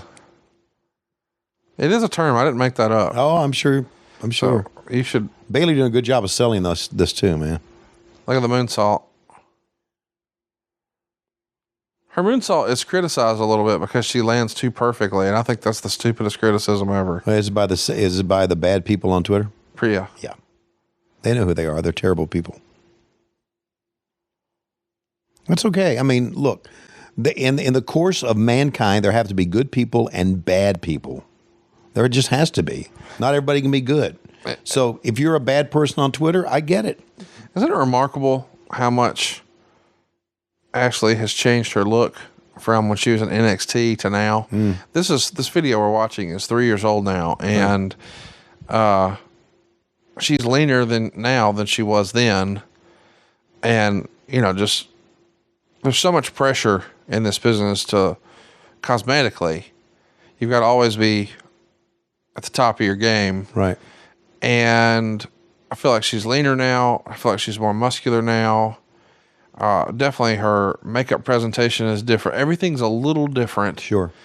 And I think that is the mark of someone who's going to have longevity, because you could say the same thing about Chris Jericho. Right. You see something Chris Jericho did 3 years ago, and you look at him now, and there are going to be lots of little subtle differences where you may not notice it day by day, but when you look back years apart, they're a little different. Yeah. That's very observant there. Ooh, great move. Really, it was. These girls are tearing it up. Yeah. How is Bailey as a heel now? Is she better than she was as a babyface? I think the babyface thing had run its course. Just because it was just more of the same. And, she was really sort of the lovable loser for a long time before she got positioned here with the title. And I don't know that fans really bought her the way they should have based on her abilities, because she is a tremendous wrestler. Yeah. But I think this had just sort of run its course. So they needed to give her a fresh coat of paint. And they did that. And I don't know if you've noticed, but her gear now that she has made, that she uses pretty regular, says B-A-Y and then underneath L-E-Y. And then, of course, she is the women's champion, so she has the belt around her waist. So right down the center of B-A-Y, it's the letter A, and right down the center of L-E-Y, it's E. And then, of course, she wears the belt, and that's a W. So if you look top to bottom, AEW. Wow. Yeah, the internet had a lot of fun with that first time she wore that gear with the belt. Like, is this a clue? No, guys, it's gear. I love that a lot of fans on Twitter, which you've had fun with talking about today, think there is a wrestling Illuminati. And some of those fans think that I run the wrestling Illuminati, which I admit sounds like something I would be into. I do back channel a lot of information. Like I tell Mance Warner he needs to get a job with AEW. Is he still working for MLW? And then I don't know what indie shows he's doing these days. I think he's the AAW. Why are you laughing? He's the AAW world champ. I know he does stuff with, I've got to show you this before you leave. Okay. Game Changer Wrestling. Great friends of the show, Mr. Brett Lauderdale. Right. As you know, I've done a lot of business with Fight, so I have one of those cool passes with Fight where I can see anything on Fight. I probably shouldn't have said that, but whatever. I got one, so I can see anything on Fight. And I decided to buy a pay-per-view, even though I already had it. I just wanted to say, hey, I like this idea, because they were telling a tremendous story with Nick Gage and Ricky Shane Page in the main event. But in the match that wasn't the main event, and what was promoted pretty hard, it was Alley Cat, who you would love because she looks prime for the tussling. And she was taking on Mance Warner in an intergender match. Right. And Mance described the match that he wanted to me as an episode of Cops, where instead of the cops breaking it up, they just let the two redneck trailer park people beat each other up. And that's what they did. But what they did at one point is they had Alley Cat take a handful of skewers, like wooden skewers you would, put shrimp on a bobby with, and drove them into the forehead of Mance Warner. That's good. And to the point where when she removed her hands, he's strutting around like the new Peacock logo from NBC. With all these skewers sticking out of his head. What the fuck are we doing? And if you know what Mance does for a living in real life, it is a pretty hysterical sight to see. Oh, God. These girls are having a good match here, Conrad. Yes, they are. They really are, man. Wow. I don't know that they're capable of having a bad match. There's a handful of these girls that they're so familiar with each other, they're going to have a great match. They go 16 minutes, 48 seconds. 3 stars. We should mention the reason Dana Brooke is not out there. Charlotte tells Dana Brooke to go to the back. Right. The crowd was way into Bayley early, but as you can tell from the reactions here, they're getting quiet as the match goes on. I think at this point, if I'm honest with you, you have a little bit of audience fatigue. We've seen so many great matches in a row on this one. And this show was really promoted based around Goldberg and Kevin Owens. So people are ready to see Goldberg. He is a curiosity. He is a big star. I think they're ready for him here. Right. And he's not there. Oh, and look, we have a lovely assistant. Say hello, Megan. Hello. We're watching She's your the sister best. wrestle. Do you have any comments about her and Bayley? No. She has nothing. No comments about But she her. did bring me a mixed drink and a podcast mug of my favorite podcast, Something to wrestle. with Bruce Pritchard. Right. Of course, this is where the power lies, brother. Yes, I will have something. What would you like? Well, we're almost finished. I'll wait. No, let's have a drink. Okay. Let's celebrate the end of the show. Yeah. Okay. We'll celebrate at the end of the show. You want squirts? Do you have a ginger beer? I do, actually. Okay. Oh, he's Moscow muling it up, ladies and gentlemen. I like it. This is so wonderful. Dude, this is what having a good wife is like. Yeah. I'm just telling you. We're sitting here in recliners, got our chair, got our feet up, Yeah. watching the big screen TV, the new TV, the nicest TV I've ever owned, just being delivered drinks. Wait till she feeds me grapes later. It's really cool. Happens around 8 p.m. Right before I hit my Oh, wait a minute. full body massage. What's her name doing here? Sasha Banks. All of a sudden, is- she appears. She is tired of Charlotte Flair screwing everyone out of their opportunities. Bayley to belly. 1, 2, 3. There's your finish. Wow. Very cool. So another distraction finish. That was the criticism from Meltzer. Too many distraction finishes. Yeah. But whatever. Wow. Charlotte takes the pin. Bayley is your champion. And I thought, based on the reaction from the Meltzer fans, that this would be a shitty show, but it's not. It is not a shitty show. It's a good show. It is a great show. Yeah. I think the reason it gets a bad rap is because, again, it feels like a transitional show. Yeah, it feels like it's It's just thrown not in the the middle. Royal Rumble. It's Yeah. not WrestleMania. It's Right. just another one. All right. And it's really in place here to set up the matches at WrestleMania. Right. By the way, doesn't my wife look nice today? She's beautiful. I agree. I highly recommend, if you're listening, get you a 6-foot blonde-haired, blue-eyed wife with more college degrees than you got socks. You will not regret it. She'll beat you at board games, but she'll put you over. So it works. It's a good deal. So it's called Bayley to Bayley? I don't know. But Maybe that sounded good. It was a belly to belly, but it's her name, so Right. maybe I made it up. Maybe they called it that. I try not to listen to Byron Saxton if I can help it. Okay. What's that? What's the proper ratio of a Moscow Mule? Proper ratio is 2 shots of vodka and about 6 ounces of ginger beer. So half the can, sweetie. Yeah, half the can. And here we go. Bayley is going to WrestleMania to disappoint everyone. Of course, she's a bad guy now. Right. But next up, the real reason we chose to watch this one, first of all, it was your second show back in wrestling. But Bill Goldberg in the title picture, going to be taking on Kevin Owens here. Boy, that should be interesting. How long did the match go? 21 seconds. Did it really? Yep. Are you serious? Well, they have the main event that they're promoting for this main event for Fastlane, and they let it go 21 seconds. You ever see a Mike Tyson fight in the 80s? Yeah, I get that, but still, fuck. Well, trying to get him over, and they sacrifice a great performer named Kevin Owens.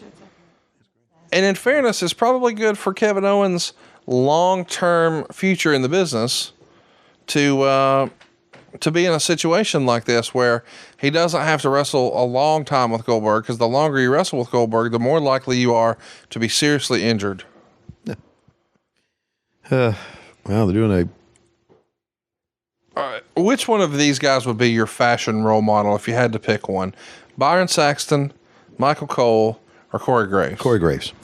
Wow, I didn't expect you to get that right. Yeah, I think so. I think I need a tattoo as well. I think you do too. We've talked about this. We talked years ago. And then we talked about Luke Gallows, and everybody stole Luke Gallows' shit. They did. But Luke Gallows can still get you a tattoo. Luke Gallows has more tattoos than anybody I know. So he probably knows a guy who can throw some ink on your stink. Well, I mean, listen, we've talked about it before. You shower once a week. You used to say Sunday was for bathing. I have a feeling you probably do it on Tuesdays now, maybe even Wednesdays, to make sure that you look TV ready. I do it on Mondays. Yeah, that makes sense considering the hair I've seen you sport on TNT. Talk to me a little bit though about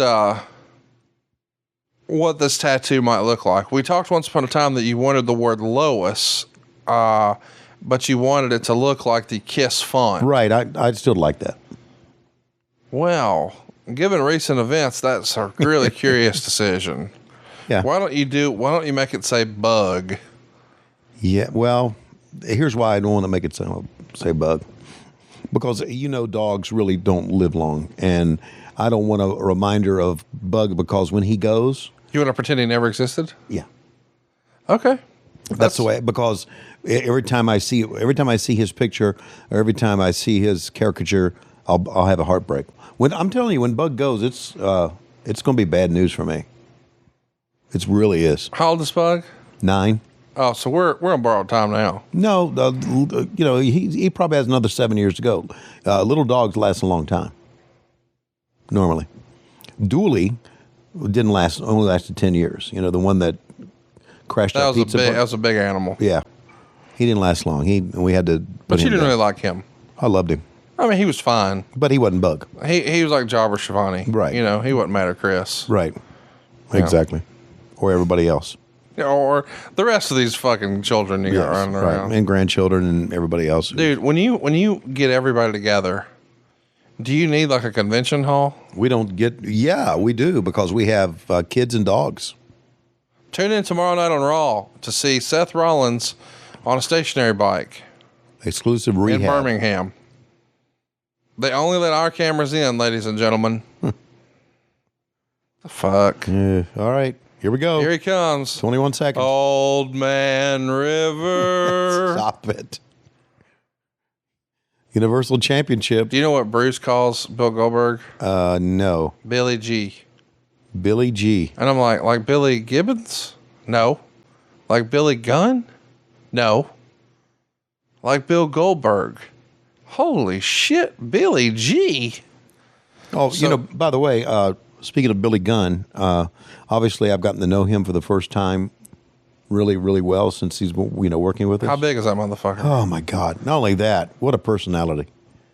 Man. No, he's got personality for days, but we can't overstate. How big is that motherfucker? And he keeps getting bigger. Dude, he is 6'7". Yeah. Nobody thinks about that. Right. He's taller than Brock Lesnar. Yeah. He's as tall as Hulk Hogan. Yeah. He's something else. And by the way, jacked. Oh. Like if you saw Billy Gunn in a bar, you'd be more likely to fuck with Goldberg than you would Billy Gunn. That's right. Like I'm not saying that's a shit on Goldberg. I'm just saying. Yeah, Billy Gunn is a massive, intimidating looking individual. And nobody talks about that. Right. Just a giant of a man. And so I don't know if you saw, but Goldberg beat Brock Lesnar in short order at Survivor Series. I saw that match. I remember seeing it. Very quickly. And you see, look on the outside, you see Paul Heyman covering his face like, what the fuck just happened? spear, jackhammer, done. And this was when a time when Brock Lesnar looked absolutely unbeatable. Who could ever beat or compete with this guy? And I'll tell you, this was the best handled Goldberg we ever saw in the WWE. Goldberg, the first time through the company, they didn't know what to do with him. There was lots of politics, lots of bullshit back and forth. Nobody really wanted to give. And now this time it feels like they got it right. Everybody was focused on doing one thing, and that was telling a story and drawing money. And right. Yep. now they've set Kevin Owens up here to be the sacrificial lamb, because even though he's been running roughshod in NXT and came up here and had a hell of a feud with John Cena, John Cena put him over not once but twice. And now he's, you see him beating up Dean Ambrose there. Really, really putting on great performances. Seth Rollins, Roman Reigns, AJ Styles, and he's the champ. And then the whole friendship thing with Jericho, which I don't know if you saw, but this was one of the best pieces of business of Jericho's career, per Jericho. He absolutely loved it and thought it was one of the best things he ever did. Well, fast forward, and now he's got to wrestle Goldberg. But considering the way we just saw Goldberg buzzsaw Brock Lesnar, you got to think, well, what chance are they going to give Kevin Owens here? And we'll find out here in the match. God, these packages are fucking long. Jesus Christ. That's what she said. No, you can. You said these packages are fucking long. That's what Whitney Wright said on the most recent gangbang video. Wow, these packages are fucking long. Jesus By the Christ. way, how's Whitney doing? You told me not to tell you. Okay. By the way, she is delighted with the Whitney Protection shirt. Did she really? Well, it is a shirt now. Whitney Protection Program, available now, lowestrules.com. Of course, we talked about 2 weeks ago. Keep her away from me. And I'm like, what? Yeah, you said have to. I would just follow her around. I would. Like a lost puppy and be her lapdog and just do whatever she said. I would never go home. I'd never go back to work. I'd abandon my dog and my kids and my wife and my job and my obligations and just do whatever she said forever and ever and just disappear and be wherever she wanted me to be. Right. So keep that woman away from me. So I explained all of this to her in advance of the show airing because I didn't want her to start getting tagged in a bunch of stuff and be like, are they being mean to me? So I said, hey, here's what's coming, and here's what he said, and here's the shirt we want to sell with it. And she thought it was the funniest thing ever, and we've got some shirts coming her way. So I would expect to see some interesting shirts posted to social, some interesting photos, rather, posted to social at some point when she gets those shirts, because she loves that you are a super fan of her work and performances. Yeah. Just, yeah. Does she have a signature move that you really like?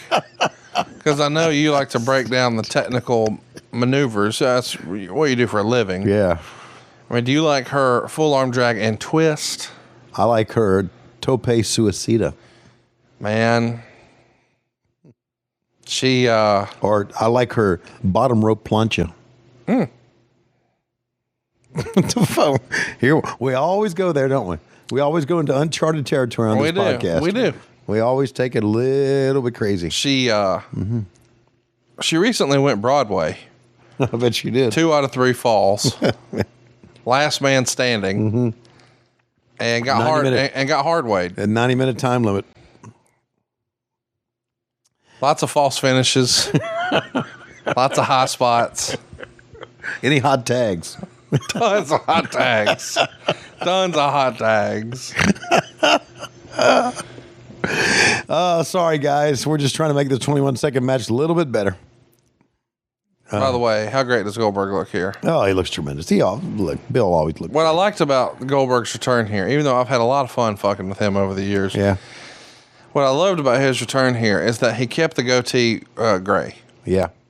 Like, why lie about it? Why be a disingenuous fuck and think because I'm on TV I gotta dye my hair? Right, Tony? Dye your beard. That's what I meant. Yeah, I don't dye my hair. I dye my beard. That's what I mean. Like, Nobody oh, wait, you dye your beard? Yeah. Oh, I didn't know that when I said people who do that are disingenuous fucks. You knew. Oh, I did. I do some other stuff, too, that I'm not going to tell you because they're up on this podcast. Oh, I know what you do. No, you don't. I know for sure what you do. You dye your hair. Yep. And you shine your shoes. Yeah, I do. And you started seeing a tailor finally. No, I haven't seen a tailor yet. And Jim Ross told me that he finally convinced you to rub a lice comb through your pubes.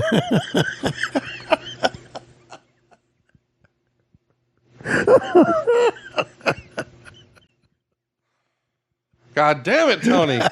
If you're not going to use the fucking Manscaped 2.0 perfect package, the least you can do is run a goddamn lice comb through the shit. What the fuck? Your nuts won't fit in a thimble.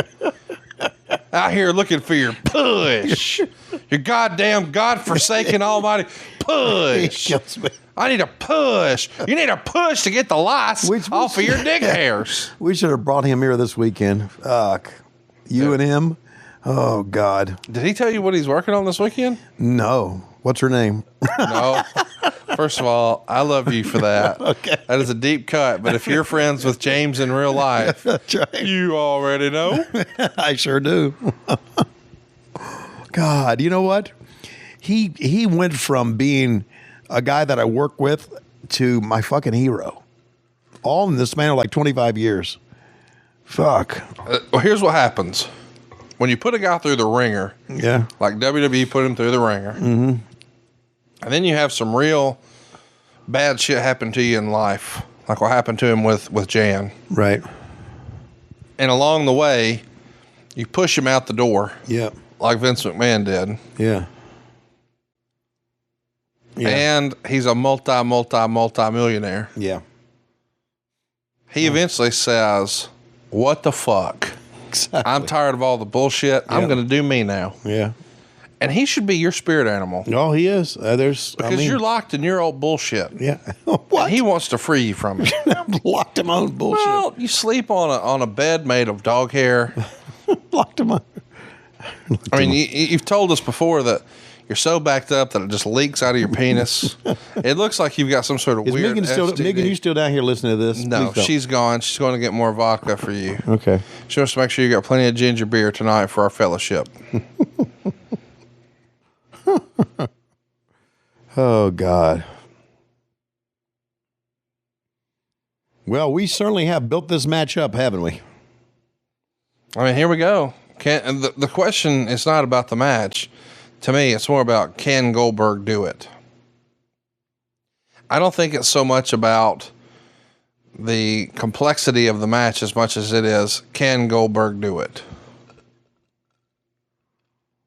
Well, because we've seen him do it to Brock Lesnar. Mm-hmm. Kevin Owens doing a great job of handing the belt over, but looking over the shoulder of the referee there. Slow, taking his time. Yeah.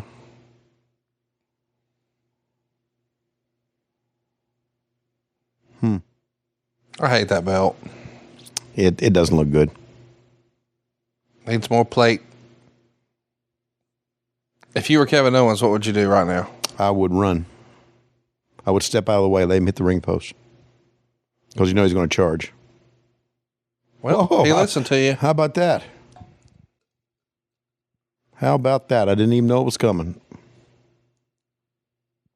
I would run. I would step out of the way. And, of course, Kevin Owens steps right through, walking around the floor, taking his time. In a very old school way, Kevin Owens doesn't have to beat Goldberg. Yeah. Goldberg has to beat Kevin Owens. Right. Man, I really have a lot of time for KO, buddy. A lot of time. He's going to be great with you guys over in AEW, is he not? Think about all the great matches. I'm telling you, there's a lot of guys who are underused in WWE that could be really big, really used really well with us. And I hope it happens. Well, you got to think it's going to for a handful, but I'll tell you one of the things I've enjoyed most about AEW is you've introduced a lot of fresh new characters. That's right. Luchasaurus, Jungle Boy, right? Joey Janela. These are guys. Santana Ortiz, right? Well, we had seen them in Impact. We had seen the Young Bucks in Impact. But some of these other guys, we haven't seen on Impact. We haven't seen on, national television. And right. You guys are giving them that opportunity. Right. And I think that's really cool that we're seeing new characters. I agree with that. Because TNA, as great as they were over the years, because they did... And were they really great over the years? Yeah, man. And we're going to go back and watch some of it. And we're going to do some of that this year because I feel like... Where do you find their stuff on YouTube? They have their own network. Do they really? Yeah, and we're going to talk about that in the future. Me and you are going to start watching shows on there. I reached out to somebody from over there.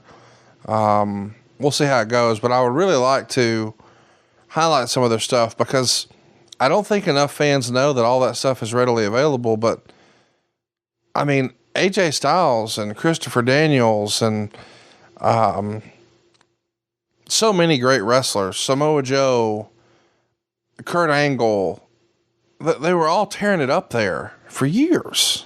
Yeah. And some of your old favorites. Ric Flair was there, and Hulk Hogan was there, and the Hardys were there, and Kevin Nash was there, and Scott Hall was there, and Macho Man was there, and dude, everybody was there. Sting was a huge part. I've seen the Jay Lethal thing coming out, talking like Ric Flair in the ring. You would have loved that. Oh, I watched it on YouTube. It was great, unbelievable. What a talented kid he is. There's so much great stuff, but unfortunately, it's become LOL TNA. And fans just dismiss it because, as we well know, all bad people are on Twitter. Right.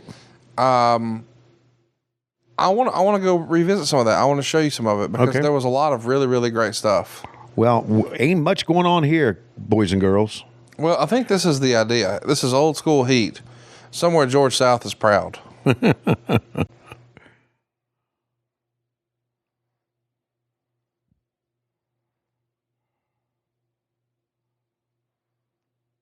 You know that Kevin Owens is French Canadian. He learned how to speak English from watching Monday Night Raw.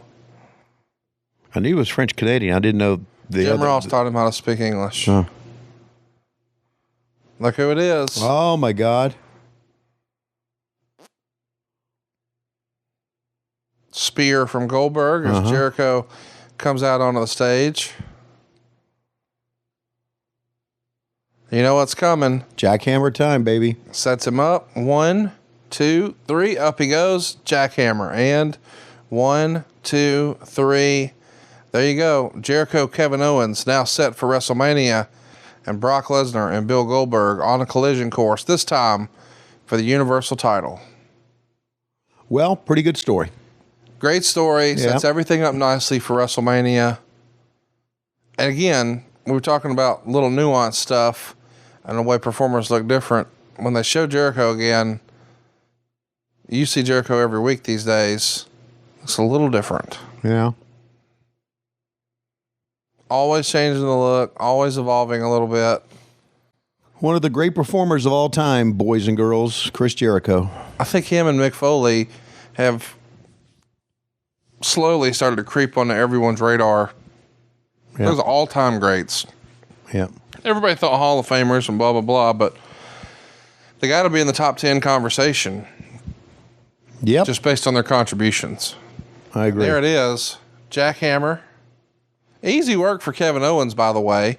He's usually out here sweating his ass off, busting his balls, taking 300 hot spots. He takes a spear and a suplex here and gets paid pretty well. So, a lot of thumbs down on this show by the fans, but, I didn't think it was bad. I liked it. I did. I liked it. Of course, I love storytelling, and I love storytelling with guys who can perform, and we've seen a lot of great performers and girls that can perform, a lot of great performers in this show. So. I think the context of this show probably hurt it. And when you're watching this product at the time so diligently, you're focusing on missteps so much that you can't really enjoy what's there. You're sort of missing the forest for the trees, if you would. Yeah.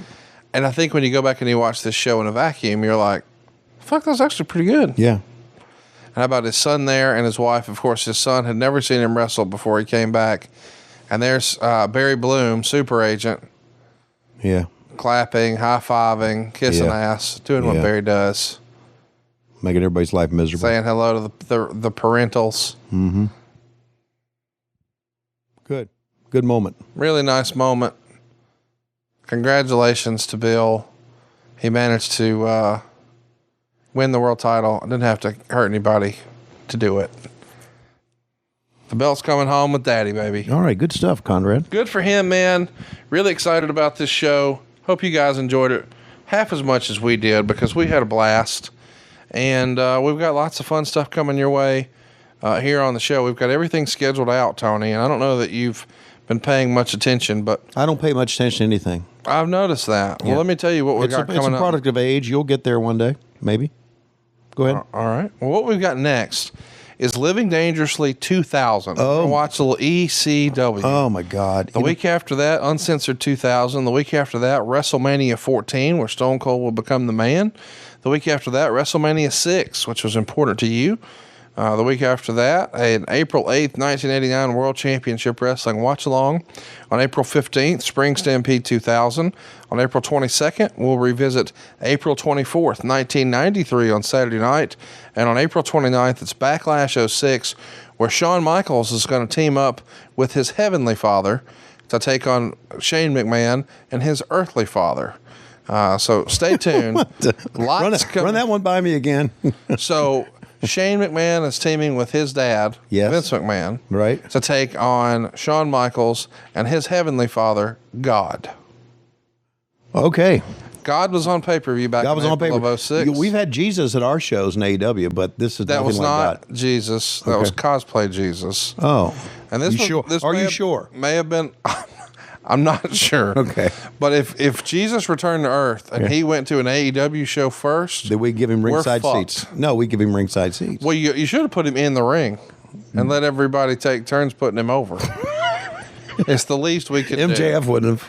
No, he wouldn't. On that note, I feel like it's about that time. Yes, it's time for the Whitney Protection Program match as Tony Schiavone and Lois Schiavone will take on the team of Dave Silva and Whitney Wright. Wait a minute, Silva's not here. Where is he? Wait a minute, I hear something scratching the back. He just fucked up another wheel of Conrad's. We're desperately out of time. We'll see you next week on What Happened When. We're on Westwood 1 on Wednesdays, but Mondays, our buddies can catch us only on Patron. Hey, it's Conrad Thompson. Thanks for checking out the podcast here on YouTube. Be sure to hit the subscribe button and the notifications bell so you get a notice anytime we upload some new content. And go save yourself some money right now. If you're in a 30-year loan or you have credit card debt, it's not a matter of if I can save you money. It's a matter of how much. Find out right now for free at SaveWithConrad.com.